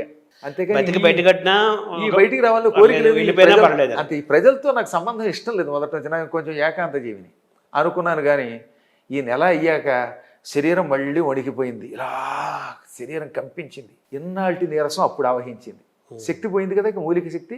ఇక పోతున్నాను అనుకున్న సమయానికి, పరమేశ్వర అనుకుంటున్న సమయానికి మళ్ళీ ఇంకొక ఆయన వచ్చి నెత్తిన జుట్టుచ్చుకుని ఈడ్చుకొచ్చి జనావాసంలో పారేశాడు. ఒరే నాయన, ఇంకా నువ్వు కొంతకాలం బతకాలి అన్నాడు. వాళ్ళ అనుగ్రహం అనుకున్నాను, వచ్చాను. కాబట్టి ఎందుకు చెప్తున్నానంటే, ఇలాంటి వాళ్ళు ఎంతోమంది ఉన్నారండి. అంటే వీళ్ళందరికీ ఒక్కొక్కరు కూడా 1000 సంవత్సరాల వయసు ఉంటుంది అంటారు, అది నిజమేనండి? సందేహం లేకుండా. వాళ్ళకి ఎంత కాలం ఉందో చెప్పలేము. కాలాన్ని జయించిన వాళ్ళు ఉన్నారు. అది ఏమీ పెద్ద కష్టం కాదు ఈ సృష్టిలో, మనం సాధించటం లేదంతే. ఈ భౌతికమైన తిండి, ఈ సుఖాలు, ఈ మానవ సంపర్కాల్లో పడిపోతున్నాం. సాధన చేస్తే ఏదైనా సాధ్యమే. తర్వాత ఇప్పుడు మనకు ఈ అశ్వత్థామ చిరంజీవుల్లో ఆయన ఒకరని మన సమాచారం ఉంది కదా. అలాగే ఆంజనేయ స్వామి ఎక్కువ హిమాలయ పర్వతాలు సంచరిస్తుంటారు అంటారు. వీటన్నిటినీ మీకు ఆ విశ్వాసం కలిగింది అక్కడ తిరగటం వల్ల? సందేహం లేకుండా అశ్వత్థామ గారి గురించి ఈ మధ్యన ఒక వ్యాసం కూడా చెప్పాను నేను, దాని మీద ఒక ఉపన్యాసం కూడా చెప్పాను. ఓహో. ఎందుకంటే కొంతమంది అశ్వత్థామ చచ్చిపోయాడని స్టేట్మెంట్ ఇచ్చారు. అదే అదే. లేదు నాయన, ఆయన కూడా చాలా గొప్పవాడు. ఎందుకంటే అశ్వత్థామ చిరజీవి అనే విషయం తెలియాలంటే నువ్వు ముందు భారతం చదవాలి. భారతంలో ద్రోణపర్వంలో ఉంటుంది. ద్రోణపర్వంలో ఏమని ఉంటుంది? అశ్వత్థామ ముందు నారాయణాస్త్రం వేశాడు కదా, ఆ నారాయణాస్త్రం కాస్త బొమ్మయ్యాక ఆగ్నేయాస్త్రం వేశాడు. ఈ ఆగ్నేయాస్త్రంతో అక్షౌహిణి సైన్యం భస్మం అయిపోయింది. దాంతో అర్జునుడు బ్రహ్మాస్త్రంతో అస్త్రాన్ని క్షీణింపజేశాడు. అప్పుడు అశ్వత్థామ నాకు దివ్యాస్త్ర బలము లేదు, అర్జునుడిని జయించలేకపోతున్నాను అని విరక్తి కలిగి ధనుస్సు కింద పారేసి యుద్ధరంగంలోంచి రథం దిగి నడిచి వెళ్ళిపోతూ ఉంటే వ్యాసుడు ప్రత్యక్షమయ్యాడు. జిగితొల్లుక ఆడగ నేలకు మొగిలేలుకు డిగ్గెననగ ముందట దోచల్ విగత దురితత్వ భాసుండగు వేద వ్యాసుడం మహాపురుషునకు. ఈ తిక్కన గారి పద్యం. మెరుపు తీగతో కూడిన మేఘం భూమికి వచ్చిందా అన్నట్టుగా ఎర్రని జుట్టుతో నల్లగా ఉండే వ్యాసుడు ప్రత్యక్షమయ్యాడు. వ్యాసుడు నల్లగా ఉంటాడు కనుక మేఘంలో ఉన్నట్ట, ఆయన జుట్టు ఎర్రగా ఉంది కనుక అది మెరుపు తీగలో ఉందట. ఆయన కనబడగానే అశ్వత్థామ కాళ్ళ మీద పడి, ఈ కృష్ణార్జునులు మనుష్యులు కదా, వీళ్ళని ఎందుకు చంపలేకపోతున్నాను అంటే అప్పుడు ఆయన మీ పూర్వజన్మ రహస్యం చెబుతున్నాను విను. కొన్ని కోట్ల యుగాల క్రితం హిమాలయ పర్వతాలలో బదరీలో నరనారాయణులు అనే పేరుతో ఈ కృష్ణార్జునులు విష్ణు స్వరూపులు తపస్సు చేశారు. ఎదురుగుండా ఇసుకతో శివలింగం తయారు చేసి పూజించారట. వాళ్ళేమో లింగాన్ని పూజించారట. దేంతో? శివలింగం. ఆ లింగం కూడా మట్టి ఇసుక కలిపి. కానీ నువ్వేం చేసావు? వాళ్ళకంటే గొప్పవాడు అవ్వాలనే కోరికతో వాళ్ళకి ఎదురుగుండా పోటీ ఆశ్రమం పెట్టుకున్నాడు. వినాయక చవితి పందిట్లో వాడో పందిరి వీడో పందిరి, ఎవడి లింగం వాడిదే, ఎవడి విఘ్నేశ్వరుడు వాడే. అలాగా వీళ్ళకి ఎదురుగుండా ఆయన కూడా ఓ ఆశ్రమం కట్టుకున్నాడు. కానీ శివపార్వతుల విగ్రహం తయారు చేశాట. శుభ్రమగు ఉర్వి మృత్తిక సురుచిరంపు ప్రతిమా అని తిక్కన గారు రాశారు. సంస్కృతంలోనేమో వ్యాసుడు శ్లోకము రాశాడు. మట్టితో విగ్రహం తయారు చేసి శివుణ్ణి అర్చించాడు అశ్వత్థామ. వాళ్ళు ఏం చేశారు? లింగాన్ని చేసి పూజించారు. అప్పుడు శివుడు ముందు నీకు ప్రత్యక్షమయ్యి, ఓ మహర్షి, నువ్వు విగ్రహారాధన చేసావు, విగ్రహారాధన కంటే లింగారాధన కొన్ని వేల రెట్లు ఎక్కువ ఫలితం ఇస్తుంది, అది నీకు తెలియదు. అందువల్ల నువ్వు భవిష్యత్తులో అశ్వత్థామగా పుడతావు, చిరజీవి అవుతావు, ఆ తర్వాత ఒకప్పుడు వ్యాసుడి అవుతావు అన్నాడు. అందువల్ల ఆ మహర్షి అశ్వత్థామగా పుట్టాడు. వాళ్ళు ఏం చేశారు? వారలు లింగాధిష్టానారూఢులుగాను నర్చి అర్చించిరి భవ్యారాధన తత్పర మతులై గౌరీపతి నతుల నియమ కల్పన వెలయన్. వాళ్ళు లింగం మీద అర్చిస్తే ఈ తర్వాత అక్కడికి వెళ్ళాడు శివుడు. లింగాన్ని పూజించటం వల్ల మీరు నాకంటే గొప్పవాళ్ళు అవుతారు. దుష్ట శిక్షణకు అవతారాలు మీ ఇద్దరు ఎత్తుతారు. అందులో ఈ నారాయణుడు దశావతారాలు వంటి అవతారాలు ఎత్తుతాడు. యుద్ధంలో ఎదిరిస్తే నన్ను కూడా జయించే శక్తి మీకు ఇస్తున్నాను అన్నాడు ఆయన. అంటే అశ్వత్థామం భవిష్య వ్యాసుడు, భావి వ్యాసుడు. అది ఎందులో ఉంటుంది? దేవీ భాగవతంలో ప్రథమ స్కంధంలో ద్రౌణిర్వ్యాసో భవిష్యతి. ఇది దేవీ భాగవతం ప్రథమ స్కంధంలోని శ్లోకం ప్రామాణికంగా. అందులో ఎందుకు చెప్తానంటే శివుడు స్వయముగా నరనారాయణుల్ని మీరు అవతారమూర్తులు అవుతారు, నన్ను కూడా జయిస్తారన్నారు కాబట్టి కిరాతక రూపంలో వచ్చిన శివుడిని అర్జునుడు జయించగలిగాడు. అదే అవునా? కాబట్టి ఈ కథ వ్యాసుడు చెప్పి, నాయనా నువ్వు మహర్షివిరా, అందువల్ల నువ్వు చిరజీవి అవుతావు, చాలా గొప్పవాడు అవుతావు అని చెప్పాడు. అందువల్ల అశ్వత్థామ చిరజీవి, భవిష్యత్తులో వ్యాసుడు అవుతున్నాడు. కుష్ఠరోగం 3000 సంవత్సరములు మాత్రమే అనుభవించాడు. ఆ తర్వాత మళ్ళీ ఆరోగ్యంతో ఇప్పుడు హిమాలయాల్లో ఉన్నాడు. మామూలుగా వ్యాసుడు అనేది ఒకరు కాదు అనేక మంది అని చెప్పి అనుకుంటారు కదా, అది నిజమేనా? సందేహం లేకుండా ఇప్పుడు 28వ వ్యాసుడు ఈయన పేరు కృష్ణద్వైపాయనుడు. అలా ఒక్కొక్క కాలంలో మొదటి యుగంలో బ్రహ్మదేవుడే వ్యాసుడయ్యాట. 28 మంది వ్యాసులు వెళ్ళారు. ఇప్పుడు 29వ వ్యాసుడు అగస్త్యుడు అవుతాడు. అగస్త్యుడు వ్యాసుడు అవుతాడని కాశీఖండంలో ఉంటుంది. ఆ తర్వాత మళ్ళీ రాబోయే కల్పం ఉంటుంది కదా, ఆ కల్పంలో ద్రౌణిర్వ్యాసో భవిష్యతి. మామూలుగా అర్జునుడు కర్ణుడు వీరిద్దరిలో కర్ణుడు గొప్పవాడనే ప్రచారం ఈ మధ్య జరిగి అందరూ గందరగోళానికి గురవుతున్నారు. గతంలో కూడా ఒక సినిమా వచ్చింది, అలాగే జరిగింది. కొత్తగా వచ్చిన సినిమా కూడా ప్రశ్నలు లేకెత్తిస్తుంది. అయితే దీన్ని ఎలా చూడాలి? అర్జునుడు కర్ణుల్లో ఎవరు ధర్మజ్ఞను, ఎవరు గొప్పవాళ్ళు? అదే కలియుగ ప్రభావం. కలిర్ ధర్మ వినాశక అన్నారు. అందుకే అసలు భారతం, ఒరిజినల్ భారతం చదవాలి. లేదా నేను చెప్పిన భారతం ఉంది గుంటూరులో, భారతీ తీర్థ మహాస్వామి వారి యొక్క ఆదేశంతో 54 రోజులు భారతం చెప్పాను. కనీసం అదేనా వినమనండి, వింటే అర్థమవుతుంది. ఏ కోణంలో చూసినా కర్ణుడు అర్జునుడు కాలి గోటికి పనికిరాడు. ఇంతకంటే స్టేట్మెంట్ వేరే ఇవ్వక్కర్లా. చిన్నప్పటి నుంచి అన్ని అబద్ధాలు.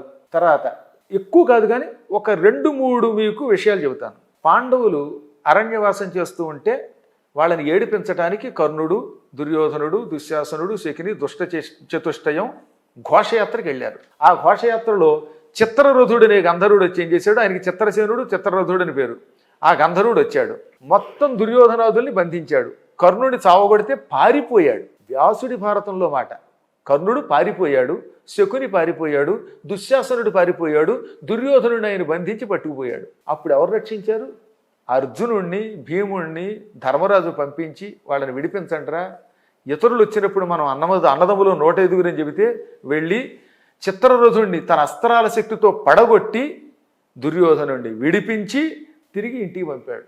ఆనాడు సిగ్గు లేకుండా గంధర్వుడి చేతిలో ఓడిపోయి పారిపోయినటువంటి వాడు అర్జునుడి చేత విడిపింపబడినటువంటి దుర్యోధనుడిని రక్షిస్తానని ఎలా మాట ఇవ్వగలిగాడండి? ఇది ఒకటి. ఇంకా రెండవది తీసుకుందాం. మహాభారతంలో అన్నిటికంటే చాలా గొప్పది విరాట పర్వం. అంటే వీళ్ళు అజ్ఞాతవాసం చేశారు. అజ్ఞాతవాసంలో భీష్మద్రోణ కృపాదిధన్వి నికరాభిలంబు దుర్యోధన గ్రీష్మాదిత్య పటు ప్రతాప విసరా కీర్ణంబు శస్త్రాస్త్రజాలోష్మస్ఫార చతుర్విధోజ్వల బలాత్యుగ్రంబు వదగ్రధ్వజార్చిష్మత్తాకలితంబు సైన్యమిది ఏ చేరంగ శక్తుండనే అనే పద్యం మీరు విన్నారు కదా. భీష్ముడు, ద్రోణుడు, కృపాచార్యుడు, అశ్వత్థామ, శకుని, శల్యుడు అప్పటికి ఇంకా లేదు, మహాభారత యుద్ధం కాదు కనుక, అది కేవలం అజ్ఞాతవాస సమయంలో జరిగింది కనుక. ఇంకా దుర్యోధనుడు, దుశ్శాసనుడు, మొత్తం 12 అక్షౌహిణీల సైన్యం వచ్చింది అక్కడికి. తక్కువ సైన్యం కాదు. ఎంత సైన్యముతో కౌరవులు వచ్చి గోవుల్ని పట్టుకుంటే విరాటరాజు గారి యొక్క ఉత్తర దిగ్భాగంలో ఉన్న ఆవుల్ని పట్టుకున్నారు. అది ఉత్తర గోగ్రహణం. ఆ యుద్ధానికి ఉత్తర కుమారుణ్ణి తీసుకెళ్ళి వాణ్ణి సారథిగా చేసుకుని, కృష్ణుడు కాదు సారథి, మళ్ళీ పిరికాడైన ఉత్తర కుమారుడు వణికిపోతున్నాడు, అసలు రథమే నడపలేకపోతున్నాడు. అటువంటి వాడిని సారథిగా పెట్టుకుని అర్జునుడు ఒక్కడు జయించాడా లేదా? చావుగొట్టి పారేశాడు. ముందు భీష్ముడు పారిపోయాడు, ద్రోణుడు స్పృహ కోల్పోయాడు, అశ్వత్థామని ఓడించాడు, కృపాచార్యుణ్ణి తన్ని అవతల పారేశాడు, కర్ణుడి ఒళ్ళంతా తూట్లు పడగొడితే నెత్తురు కారి అడిలి పారిపోయాడు, దుర్యోధనుడిని పడగొట్టాడు, దుశ్శాసనుడిని పడగొట్టాడు, 5 అక్షౌహిణీల సైన్యాన్ని కూల్చాడు. మళ్ళీ వాళ్ళని చావగొట్టాడు. చివరికి సమ్మోహనాస్త్రం వేసి స్పృహ కోల్పోయేలా చేశాడు. ఆ తర్వాత నెత్తి మీద ఉన్నటువంటి కిరీటాల్లో ఉన్న తలపాగాల్ని కత్తిరించాడు, గుడ్డ బొమ్మల్ని కత్తిరించాడు. గుడ్డ కత్తిరించేశాడండి. చివర తలపాగాలకి చివర వేళ్లాడుతూ ఉంటుంది తలపాగాల్లో, ఆ గుడ్డల్ని కత్తిరించాడు. అప్పుడు ఏమంటాడో తెలుసా భీష్ముడు, దుర్యోధన ఇప్పుడు అనవసరంగా అతనితో యుద్ధానికి వెళ్ళకు, మీరు ఇందాక స్పృహ కోల్పోయినప్పుడు మీ తలకాయలు నరికేసి ఉంటే మళ్ళీ యుద్ధం ఉండదు. కానీ అర్జునుడు కరుణాస్వరూపుడు, స్పృహ కోల్పోయిన వాళ్ళని చంపకూడదనే ధర్మానికి కట్టుబడ్డాడు. ఆ తలపాగాలో ఉన్నటువంటి గుడ్డ మొక్కలు కత్తిరించే బదులుగా మీ కుత్తుకలు కత్తిరించుంటే చచ్చేవారు కదా, నోరు మూసుకుని అరక్కున్నాడు అన్నాడు. అంటే ధర్మంలో కానీ, సాహసంలో కానీ, శక్తిలో కానీ అర్జునుడికి పోలికే లేదు, అసలు లేదు. ఇక్కడ మీరు చూస్తున్నారు కదా, గంధర్వుడి దగ్గర అర్జునుడి రక్షించాల్సి వచ్చింది.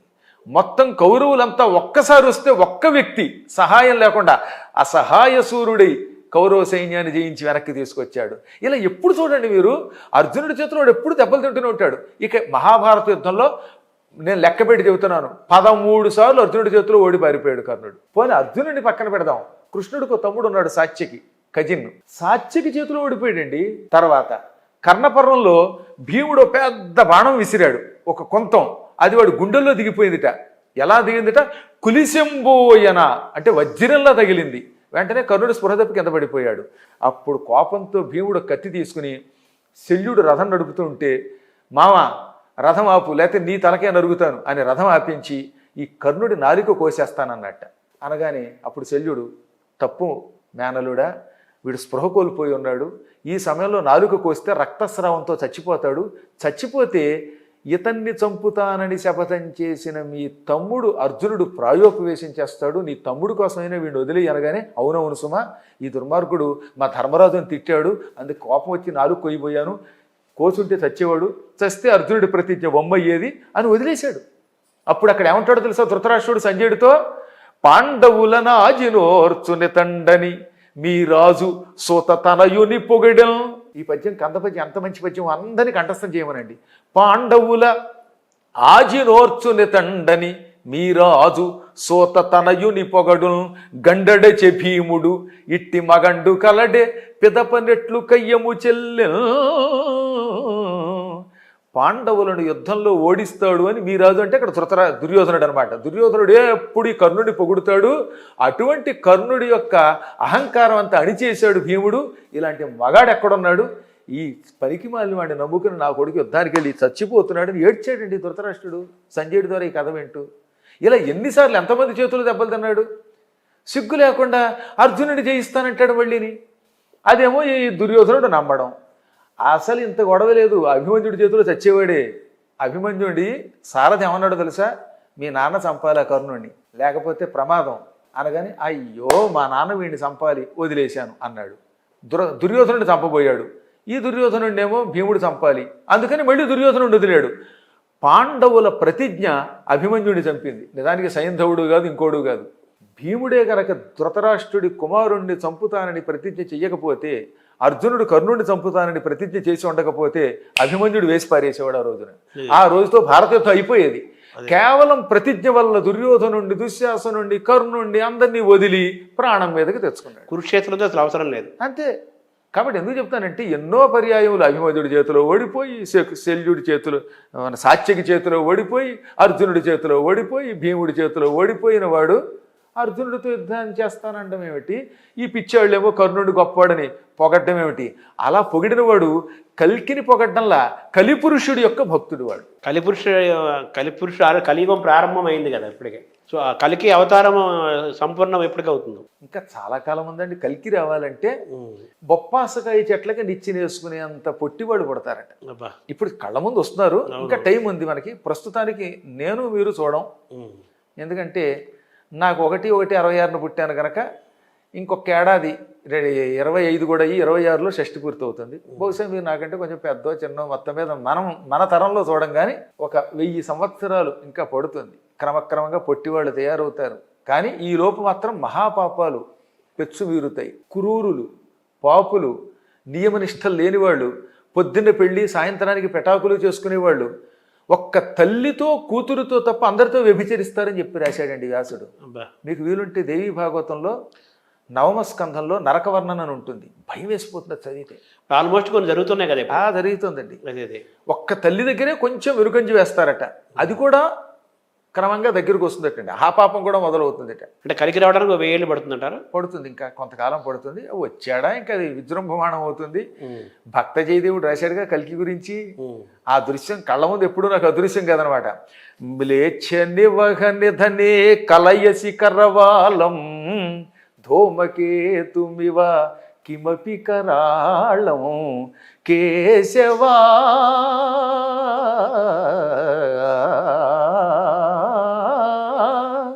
కేశవా ధృత కల్కి శరీరా జయ జగదీశ హరే జయ జగదీశ హరే అని కల్కి అవతారాన్ని అద్భుతంగా వర్ణించాడు జయదేవుడు. మరి ఈ పద్యాలు చదవటం వల్ల మామూలుగా మిగతా రంగాల్లో రాణించడానికి, పోటీ పరీక్షల్లో గెలవడానికి కానీ దేనికైనా కానీ పద్యాలు చదవటం తెలుగు భాషా సాహిత్యం గురించి కాదు, మామూలుగా పద్యాలు చదవటం వల్ల ఏమైనా ప్రయోజనం ఉందా? సందేహం లేకుండా అండి. పద్యం చురుకుతనం పెంచుతుంది. పద్యం ధారణ చేస్తే దేన్నైనా ధారణ చేసే శక్తి ఇస్తుంది. మనిషి బుర్రని బాగా అరగదీస్తుంది. అన్ని రకాలైన శక్తుల్ని మనకు అందిస్తుంది. అదొక ఔషధం, సందేహం లేకుండా. నేను పద్యాల వల్లే ఇంటర్మీడియట్ ఎంపీసీతో పాస్ అయ్యాను. నా పద్యాలు చదవడం అనే ధారణతో షేక్స్పియర్ డ్రామాస్ కంఠస్థం చేశాను. ఈ పద్యాల వల్లే హిందీ భాష వచ్చింది. ప్రాకృత భాష కూడా నేర్చుకోవడానికి ఈ పద్యాలే ఉపయోగపడ్డాయి. కాబట్టి ఏదైనా ఒక్క సంస్కృతం తెలుగు సక్రమంగా వస్తే ఏదైనా వచ్చేస్తుంది. ఏ విద్య అయినా వస్తుంది. సంస్కృతం పట్టుకోవాలంటే. ఇప్పుడు మీరు మంత్రోపాసన చేశారు, అలాగే అనేక మంత్రాలు చాలామందికి చెప్తూ ఉంటారు వాళ్ళ అవసరాలు బట్టి, వాళ్ళ కోరికలు బట్టి. అలాగే కవచాలు చెబుతుంటారు, స్తోత్రాలు చెబుతుంటారు. మంత్రాలు, కవచాలు, స్తోత్రాలు, జపాలు, పూజలు, హోమాలు, యజ్ఞాలు, వీటన్నిటిలో ఏది శక్తివంతమైంది? అన్నీ చేయాలా, కొన్ని చేస్తే సరిపోతుందా? అంటే ఇవి ఎటువంటివి అంటే సమయానికి ఒక్కొక్కటి ఉపయోగపడుతుంది. ఒక్కొక్క సమయంలో శత్రువులపై ఎక్కువైపోయింది అనుకుందాం. ఉద్యోగాల్లో ఇప్పుడు అందరికీ శత్రువులే కదా. మీరు ఒక రంగంలో పైకి వస్తుంటే మమ్మల్ని పడగొట్టేవాడు చూస్తారు. మా అవధాన రంగంలో కూడా ఉన్నారు. అయ్యో మాకు లేకపోవడం కాదు. ఈ శత్రుపీడ ఎక్కువైపోయినప్పుడు కవచం బాగా ఉపయోగపడుతుంది. నిత్య కార్యక్రమాలలోనూ మోక్షం పొందడానికి మంత్ర జపం బాగా ఉపయోగపడుతుంది. యోగాభ్యాసం శరీరాన్ని మనస్సుని కూడా అదుపులో ఉంచి మన శరీరం స్వాస్థ్యంతో ఆరోగ్యంతో ఉండడానికి ఉపయోగపడుతుంది. కాబట్టి ఇది ఒకటే అని కాకుండా వాడు ఏం చెప్పాడంటే అన్నిటినీ ఉపయోగించుకున్నాడు. స్తోత్రాలు, ఇంకా స్తోత్రం అయితే ఉంది. స్తోత్రం చాలా సులభంగా మానవుడి పాప విముక్తుని చేస్తుంది. ఆలోచనలు కూడా పాపిష్ట ఆలోచనలు రాకుండా చేయాలంటే స్తోత్రం ఉపయోగపడుతుందట.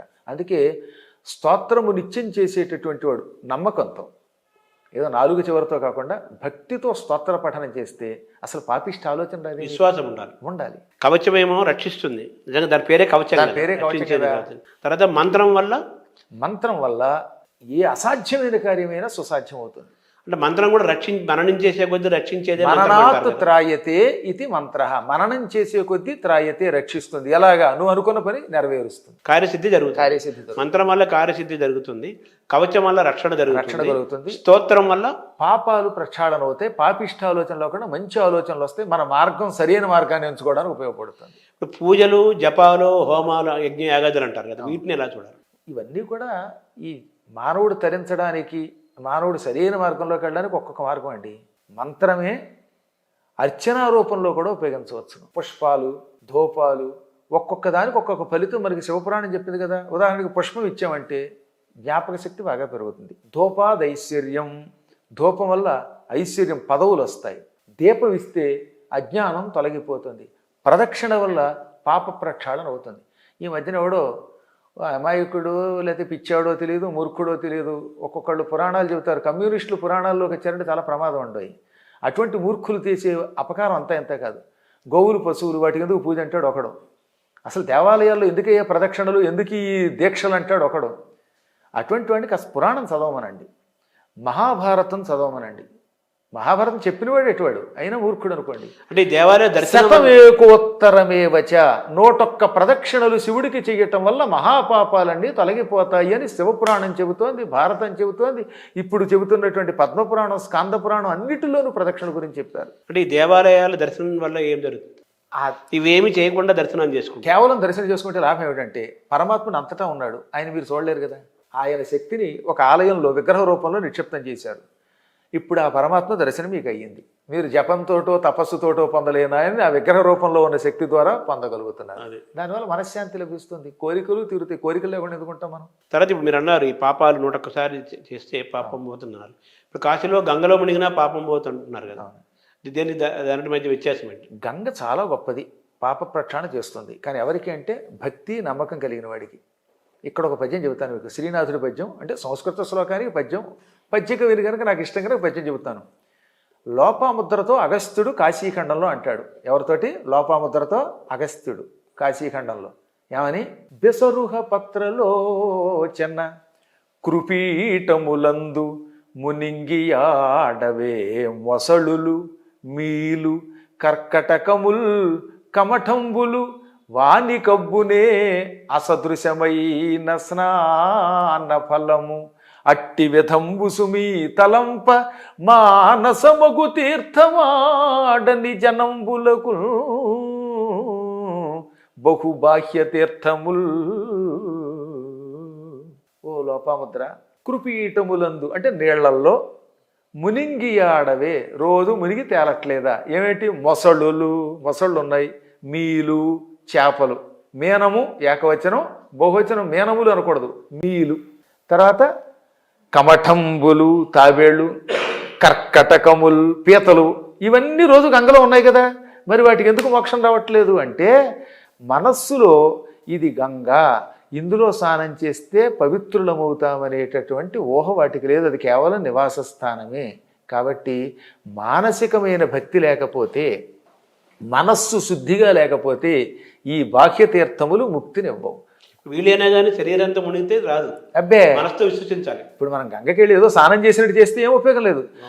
ఇది గంగ విష్ణు పాదాల నుండి పుట్టింది, స్వర్గం నుంచి వచ్చింది, శివ జటాజూటంలో ఉన్నది, నా పాపాలు తొలగిస్తుంది అనే నమ్మకంతో మొలగండి, చక్కని మీకు పుణ్యం వస్తుంది. అంటే ఆ మానసికమైన ప్రయాణం ఉండాలి. తర్వాత ఈ మధ్య శతచండీలు, సహస్ర చండీలు చేస్తున్నారు. అలాగే వారాహి మాత యొక్క ఉపాసన కూడా బాగా పెరుగుతోంది. గొప్ప రాజశ్యామల అమ్మవారి యొక్క ప్రాచుర్యం కూడా జరుగుతుంది. వీటిని ఎలా చూస్తున్నారు, ఎలా చూడాలి? వాడు గుర్తుపెట్టుకోవాల్సిన ఏంటంటే వీటి వల్ల లాభమే తప్ప నష్టమే లేదు. అంటే దైవ సంకల్పం లేకుండా వీళ్ళంతా చేస్తున్నారు అనుకుంటున్నారా? ఏ యుగమునకు ఏది అవసరమో అది వస్తుందండో. ఇప్పుడు వారాహి దేవత యొక్క అనుగ్రహం అవసరం కనుక భగవంతుడు ఈ సమయానికి వాటిని దింపాడు. అలాగే ఈ శతచండి ఇవి చెయ్యమన్నాడు. ఈ సమయమునకు అవధానులు అవసరం కనుక వరసపెట్టి కొంతమందిని అవధానులు తీసుకురారు ఆ మధ్యకాలంలో. అంటే ఏ సమయమునకు పౌరాణికులు అవసరం, ఏ సమయమునకు ఏ ఉపాసన అవసరమో భగవంతుడు నిర్ణయించి పంపుతాడు. ఆ పంపేటప్పుడు దీంట్లో కొంతమంది పొల్లు తయారవుతారు. అది ఎప్పుడు ఉంటుంది. దీన్ని అడ్వాంటేజ్గా తీసుకుని డబ్బులు వసూలు చేసి సర్వనాశనం చేసేవాళ్ళు ఉంటారు. సరే జ్యోతిష్కుల్లో లేరంటే పాపిష్టి వాళ్ళు పెళ్ళి అయిన వెంటనే పెటాకులు అవుతాయని చెప్పేవాళ్ళు ఎప్పుడు ఉంటారు. ఆ పొల్లు పక్కన పెడితే ఈ ఉపాసన వల్ల కొంతమంది అయినా మారతారు. అందువల్ల ఆ సమయమునకు అది ఆ భగవత్ సంకల్పంతో ఆ ఉపాసన అభివృద్ధి అవుతుందన్నమాట. అంటే ఈ ప్రత్యంగిర ఒకటి, ఈ దశమహా విద్యలు కూడా బాగా ప్రాచుర్యంలోకి వస్తున్నాయి. అది జరుగుతోంది, వారాహి మాత జరుగుతోంది కదా. ఇదంతా కాలంలో జరిగే ఒక ప్రయాణం అంతే. కాలంలోట చెప్పాడు ఆయన, ఈ సమయంలోకి ఇదైతేనే నిలబడుతుంది కనుక ఆ ప్రత్యంగిర వచ్చింది. అలాగే ఆ సమయంలో ఆ హోమాలు అవసరం కనుక అవి వచ్చాయి. అలాగే వారాహి దేవత యొక్క కటాక్షం ఇప్పుడు చాలా అవసరం. దేశం ఒక భయంకర స్థితిలో ఉంది. ఎంత గొప్పవాడు పరిపాలిస్తున్నా ఆయన పడగొట్టి మళ్ళీ మన దేశాన్ని బంగ్లాదేశ్లో తయారు చేయాలని చూసేటటువంటి వాళ్ళు ఉన్నారు. వాళ్ళు పడాలంటే వారాహి దేవత కటాక్షం అవసరం కనుక ఇది అవసరమైంది. అంటే వారాహి యొక్క ప్రత్యేకత ఏంటంటే ఆ ఉపాసన వల్ల జరిగే లాభం. వారాహి భూదేవిని ఉద్ధరిస్తుందండి. అందుకే వారాహి దేవత గురించి నేను ప్రత్యేకంగా ఒక ఉపన్యాసం ఇచ్చాను. నేను భయంకరులైన అన్యమతస్థులు పెరిగి సనాతన ధర్మం నాశనం అవుతున్నప్పుడు రక్షించటానికి వారాహి దేవత యొక్క శక్తిని ఆవాహన చేసుకోవాలి మనం. అంటే మన భూమిని రక్షిస్తుంది, శత్రువుల నుంచి కూడా రక్షిస్తుంది. అసలు మన శరీరమే క్షేత్రం కదా. ఇదం శరీరం కౌంతేయ క్షేత్రమిత్యభిధీయతే. క్షేత్రం అంటే పొలము, భూమి. మన శరీరం ఒక భూమి. ఈ భూమిని, ఆ భూమినేమో విష్ణు వరాహ రూపంలో ఎత్తాడు. ఈ భూమిని రక్షించాలంటే శరీరం అనే భూమిని, అంటే ఈ శరీరంలో ఉన్న పాపపుట ఆలోచనలు తొలగించి అందరం సెక్యులర్ అనే భావన, పెక్యులర్ భావన కలిగించి తద్వారా మన వాళ్ళని పడగొట్టకూడదు. ఆ పడగొట్టే భావనని తొలగించి వీడిలో పౌరుషాన్ని రేకెత్తించి మన సనాతన ధర్మం రక్షించాలంటే వారాహి ఉపాసన అవసరం. అంటే వారాహి ఉపాసన వల్ల విజయం చేకూరుతుందంటారు? సందేహం లేకుండా. దానిని సరిగ్గా ఉపాసన చేస్తే మాత్రం, సరిగ్గా ఎందుకంటున్నానంటే తెలియకుండా పిచ్చి పిచ్చిగా కాకుండా మంత్రాన్ని సరిగ్గా ఉచ్చరించి ఉపాసన చేస్తే సనాతన ధర్మం నిలబడుతుంది. అన్యమతస్థులను మనం ఎదుర్కోగలుగుతాం, ధర్మ సంస్థాపన చేయగలుగుతాం, శత్రువుల్ని జయించగలుగుతాం. అంటే అధికారం కోసం, కీర్తి కోసం, డబ్బు కోసం అధర్ములు కూడా ఈ వారాహి పూజలు చేస్తున్నారు, అలాగే యాగాలు చేస్తున్నారు. చూడాలి మరి. ఏమండి ఇప్పుడు ఒకటి చెప్పనా, ఉపాసన దేవతలు చేశారు, రాక్షసులు చేశారు. రాక్షసులు మాత్రం చేయలేదా? వాళ్ళు తపస్సు చేశారు, వాళ్ళకంటే ఎక్కువ చేస్తారు. మహిషాసురులు అంటే వాళ్ళు ఉంటారు. ఉన్నప్పటికీ మహిషాసురులను ఎదుర్కోవాలంటే మళ్ళీ ఉపాసన చేయవలసిందే. అందువల్ల ఈనాడు కూడా తప్పనిసరిగా ఒక చిత్తశుద్ధి కలిగి చేసేవాడు ఉంటారు. ఇప్పుడు పవన్ కళ్యాణ్ గారు అద్భుతమైన మనిషి. కాసేపు రాజకీయాలు తీసి పక్కన పెట్టేయండి. ఆయనకి చాలా చిత్తశుద్ధి ఉంది. కల్లా కప్పడం తెలియనివాడు, మాయామర్మం తెలియనివాడు, ఉన్నది కొండ బద్దలు కొట్టి చెప్తాడు. అలాంటి వాళ్ళు ఈ ఉపాసన చేస్తే కొన్ని ఉపకారాలు జరుగుతాయి మనకి. మాకెవరితోటి మళ్ళీ చెప్పాను, ఇందాక చెప్పిన నేను ఏ పార్టీకి సంబంధించిన వాడు కాను. కానీ మంచి కింద పొగడాలి. పొగడకపోతే ఎలాగా? అద్భుతమైనటువంటి వ్యక్తి అద్భుతమైన ఉపాసన చేశాడు, అటువంటి వాడు పదవిలోకి వస్తాడు. వస్తే లాభం ఏమిటంటే ధర్మ సంస్థాపన అవుతుంది. అంటే మీరు ప్రణవపీఠం అనే పేరు, ఆ పేరు ఎందుకు పెట్టారు? ప్రణవోధను శిరోహ్యాత్మ బ్రహ్మతల్ లక్ష్యం ఉచ్యతే అని ఉపనిషత్తులు చెప్పాయి. ప్రణవం ఒక ధనుస్సు, మన ఆత్మ దానికి బాణం. ఈ బాణంతో దేని భేదించాలి? పరబ్రహ్మని కొట్టాలి. పరబ్రహ్మని కొట్టాలంటే ప్రణవం అనే ధనుస్సు, ఆత్మ అనేటటువంటి బాణం ఉండాలి. అందుకని ప్రణవం అనే ఒక ధనుస్సుని స్వీకరించి బ్రహ్మజ్ఞానాన్ని పొందాలి. నేను బ్రహ్మ ఆనందాన్ని అనుభవించాలి, నా శిష్యులకి అందించాలి అని నాకు మొదట్లో సంకల్పం. కానీ దీని వెనకాతల అసలు శక్తి అంతా మా గణపతి సత్యనారాయణ స్వామి వారు.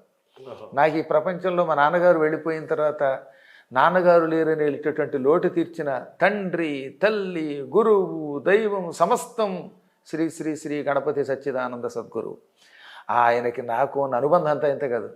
అసలు ఆయనతో ఒక్క సెకండ్ ఇంటర్వ్యూ చాలు కదా ఎవరికైనా.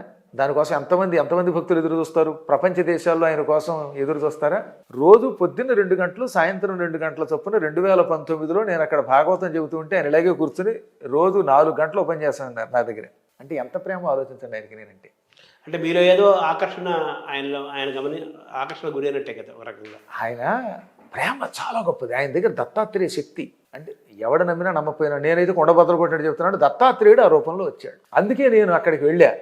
ఏ ముహూర్తంలో వెళ్ళానో అప్పటి నుంచి నన్ను పట్టుకున్నారు ఆయన. పట్టుకోవడం కదండి, ఎప్పుడు కూడా నేను ఏ పుస్తకం రాసినా పుస్తకాలన్నిటికీ పీఠిక అయింది ఉంటే కానీ నేను పుస్తకం ప్రింట్ చేయను. అదే. ఆఖరికి అమెరికా వెళ్ళాను. అమెరికాలో దత్తపీఠాల్లో ఎక్కడికి వెళ్ళినా అదిగో పద్మాకర్ వస్తున్నాడంటే నేను వచ్చినట్టే ఆయన చేత పురాణం చెప్పించుకోవడం చెబుతారు. నేను మేరీలాండ్లో చెప్పాను, డాలస్లో చెప్పాను, ఇంకో చోట చెప్పాను, అన్ని చోట్ల. ఆ శక్తి అద్భుతం. ఇంకా గొప్ప విషయం చెబుతాను. కొంతమంది దౌర్భాగ్యులైనటువంటి వాళ్ళు దాన్ని ఏ రకమైన కామెంట్ పెట్టినా వీ డోంట్ కేర్ అనుకోండి. 2020లో ఈ ప్రపంచం అంతా స్తంభించిపోయి లాక్డౌన్ పెట్టిన సమయంలో మేము మా పీఠంలో కదలకుండా ఉండిపోయాను. నా జీవితంలో 45 రోజులు కదలకుండా ఒక చోట ఉండదు అదే. ఆ సమయంలో నేను గరుడ పురాణం మొత్తం 19,000 శ్లోకాలు గీతా ప్రెస్ కోసం అనువాదం చేశాను. మొత్తం అనువాదం అయిపోయింది. ఆ సమయంలో ప్రతిదినం ఉదయం ఒక యజ్ఞం చేసేవాడు. 128 యజ్ఞాలు చేశాను ఏకంగా. ఎన్ని? 128 ఏకధాటిన. ఈ యజ్ఞాల్లో ఒక రోజున మా గణపతి సచ్చిదానంద స్వామి వారికి ఒక యజ్ఞం చేశాను. మీరు నమ్మి తీరాలి, అంత అద్భుతమైన ఘట్టం ఇది. ఆ యజ్ఞం కేవలం ఆయన కోసం. ఏమిటా మంత్రం? ఓం శ్రీం శ్రీ శ్రీ ఓం శ్రీ శ్రీ శ్రీ గణపతి సచ్చిదానంద సద్గురవే స్వాహ. ఇంతే. ఈ మంత్రం చదువుతూ యజ్ఞం వేశాం. మా దగ్గర వేద పండితులు ఋగ్వేదం, యజుర్వేదం, సామవేదం, అథర్వవేద వేదం చదువుకున్న వాళ్ళు మా పీఠంలో ఉన్నారు కదా.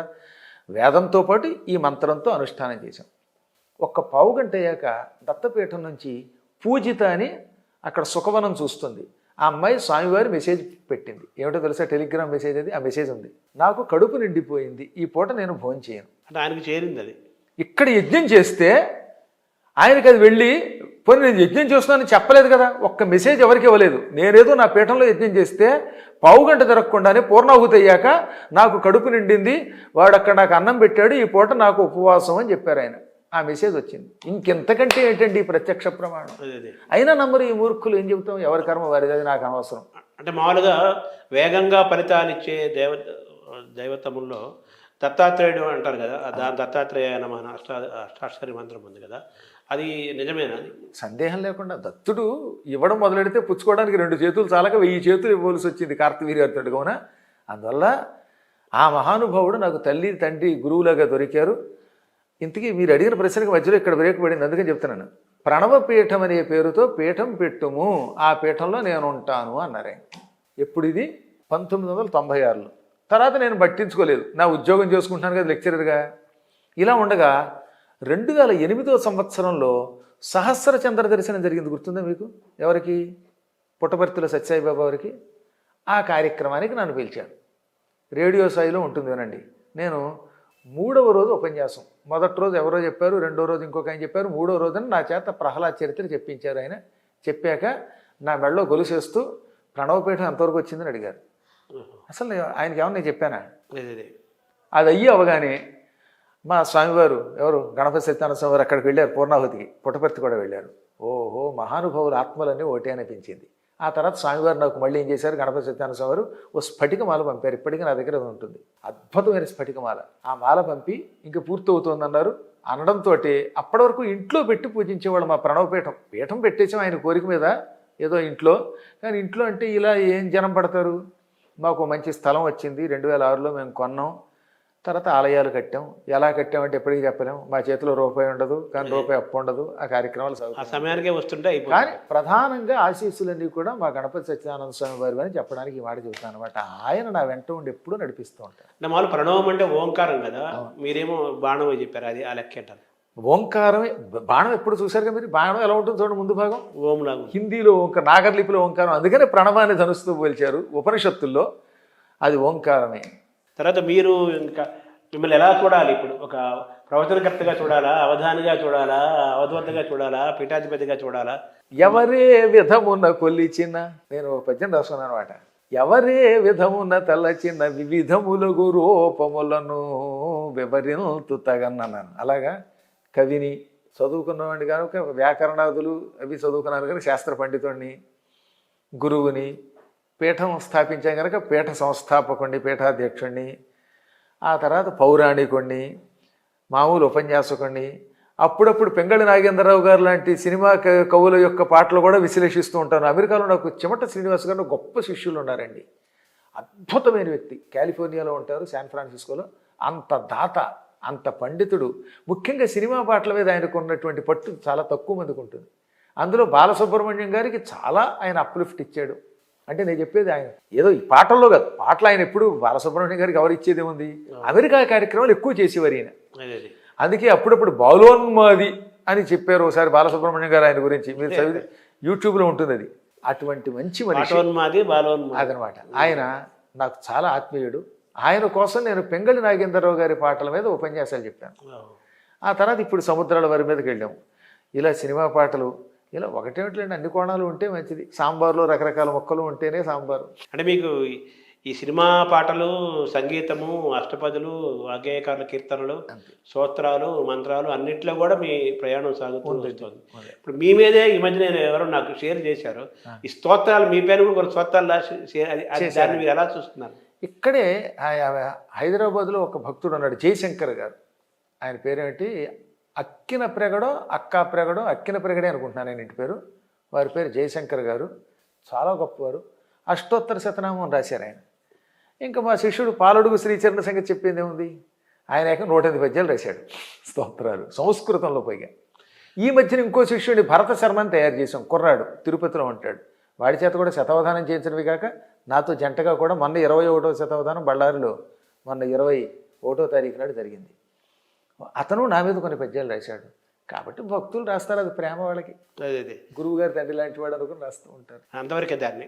అంటే మనం ఒక వ్యక్తి పైన ఇలా స్తోత్రాలు దేవతల పైన రాస్తారు కదా, అది దాని మీద రకరకాల విమర్శలు కూడా వస్తున్నాయి. అవే ఉందండి. అదే వాళ్ళ సంతోషం కోసం వాళ్ళు రాసుకున్నారు, భక్తులు రాసుకున్నారు. నాకు మీ మీద అభిమానం ఉంటే మీ మీలో ఉన్న గొప్ప గుణాలు రాస్తాం. అవి మనం బట్టి ఒకప్పుడు ప్రసాదరాయ కులపతి గారి మీద నేను అద్భుతంగా రాశాను. ఆయన మీద భక్తి ఉంటే మీరు సంతోషంగా స్వీకరిస్తారు. ఆయన మీద ద్వేషం ఉందనుకోండి తిట్టుకుంటారు. తిట్టుకునే వాళ్ళు పట్టించుకుంటే ఆయన అంత గొప్పవాడు అవుతాడా? గొప్పవాడు అయ్యాడు కాబట్టి తిట్టుకుంటా. అప్పుడు కృష్ణుడిని దుర్యోధనుడు తిట్టాడు, ఆయనకు నష్టమా? శిశుపాలుడు పశుపాలుడిని తిట్టాడు, ఆయనకు నష్టమా? పాండవులు పొగిడారు, ఆయనకి ఏమైనా కొత్తగా కలిసి వచ్చిందా? ఇవేమీ పట్టించుకోం కనుక మేము హాయిగా తపస్సు చేస్తాం. చిత్తప్రజ్ఞత అంతే. సో ప్రణవపీఠం ఇంకెక్కడెక్కడ విస్తరించే ప్రణాళిక ఉంది? ప్రస్తుతం ప్రణవపీఠం ముందు ఏలూరులో స్థాపించాం. భాగ్యనగరంలో ఇక్కడ అంటే ఇక్కడ ఇంట్లో ఒక బ్రాంచ్ ఉన్నది. హిమాంశు నగర్ అని ఇక్కడ నాగోల్ దగ్గర ఒకటి ఉంది. హిమగిరి కాలనీయో హిమాంశు నగరం అంటారు, నాకు అడ్రస్లు కూడా తెలియదు. హిమగిరి అనుకుంటాను, నాగోల్కి చాలా దగ్గరలో. అక్కడ ఒక అద్భుతమైన అరుణాచలేశ్వర లింగ ప్రతిష్ఠ చేసిన బ్రాంచ్ భాగ్యనగర్లో ఉంది. బెంగళూరులో బన్నేరుగట్ట రోడ్లో ఒకటి ఉన్నది బెంగళూరులో. దానిని పోచినపెద్ది సుబ్రహ్మణ్యం గారు, ఇంజనీర్ శివప్రసాద్ గారు, ప్రభాకర్ గారు వీళ్ళంతా నిర్వహిస్తున్నారు. ఇంకా కాశీలో ఉన్నది ఒక, కాశీలో చాలా దగ్గర, ఏది కరివెన సత్రానికి పక్కన. కరివెన సత్రం ఆ సెక్రటరీ గారు వేణుగోపాల్ గారు నాకు చాలా ఆత్మీయ శిష్యులు, డాక్టర్ గారు కర్నూలులో ఉంటారు. అక్కడ ప్రస్తుతం మధ్యలో వాళ్ళ చేత కూడా సహకారం తీసుకుంటున్నాం, ఇంకా కన్స్ట్రక్షన్లో ఉంది కనుక. కాశీలో ఉన్నది. అమెరికాలో డాలస్లో మా శిష్యురాలు కృష్ణపద్మ గారు తన ఇంటినే శ్రీ సత్యశాశ్వత మిత్ర నిలయం, శ్రీవత్స నిలయం అనే పేరుతోటి ప్రణవపీఠానికి అంకితం చేసింది. అక్కడ కూడా ఈ మధ్యన ఒక 5 ఎకరాల స్థలం మా శిష్యులు సత్యనారాయణ గారు, నెక్కంటి రమేష్ గారు, ఈ కృష్ణపద్మ గారు వీళ్ళంతా కలిసి, కోడే జగదీష్ గారు ఆ డాలస్లో ఒక 5 ఎకరాల స్థలం తీసుకుంటారు. తయారైతే అక్కడ కూడా అద్భుతమైనటువంటి పీఠం డాలస్లో కొత్త తయారవుతుంది. అది కాక మేరీల్యాండ్లో తయారవుతుంది. శ్రీశైలము, హిమాలయాలు ఆ ప్రాంతాల్లో ఏమైనా ప్రస్తుతానికి ఇవే మాకున్నవి. తర్వాత ఇప్పుడు దీన్ని ఒక పీఠంగా ఇప్పుడు మనకు శృంగేరి, కంచి, కుత్తాళం అనే పీఠాలు ఉన్నాయి. దీన్ని కూడా ఆదిశంకరాచార్య పరంపరతో పీఠంగా చూడాలా, దీన్ని ఎలా చూడాలి? ప్రస్తుతానికి ఇది మా పీఠాన్ని రిజిస్ట్రేషన్ అవి చేసినటువంటివి, అన్ని సంప్రదాయబద్ధమైనటువంటి పీఠమే. భవిష్యత్తులో దీన్ని పరంపర ఇప్పుడు అదే కదా చెప్పాం కదా మేము. ఎందుకని నేను శృంగేరి పీఠ పరంపర వాడిని కదా, మహానుభావులు భారతీతీర్థ మహాస్వామి వారి యొక్క శిష్యులం మేము. కాబట్టి ఆ పరంపరలోనే సాగుతుంది. ఉత్తర పీఠాధిపతి నియామకము దీని యొక్క పరంపర ఈ పీఠ ప్రణవపీఠం కూడా కొనసాగుతుంది. ఆ సన్యాసి పీఠములు వేరు, వీటిని ప్రస్తుతం మేము మా శిష్యులా నిర్వహిస్తున్నాం. భవిష్యత్తు అనేది నందోరాజా భవిష్యత్తు. నమస్కారం.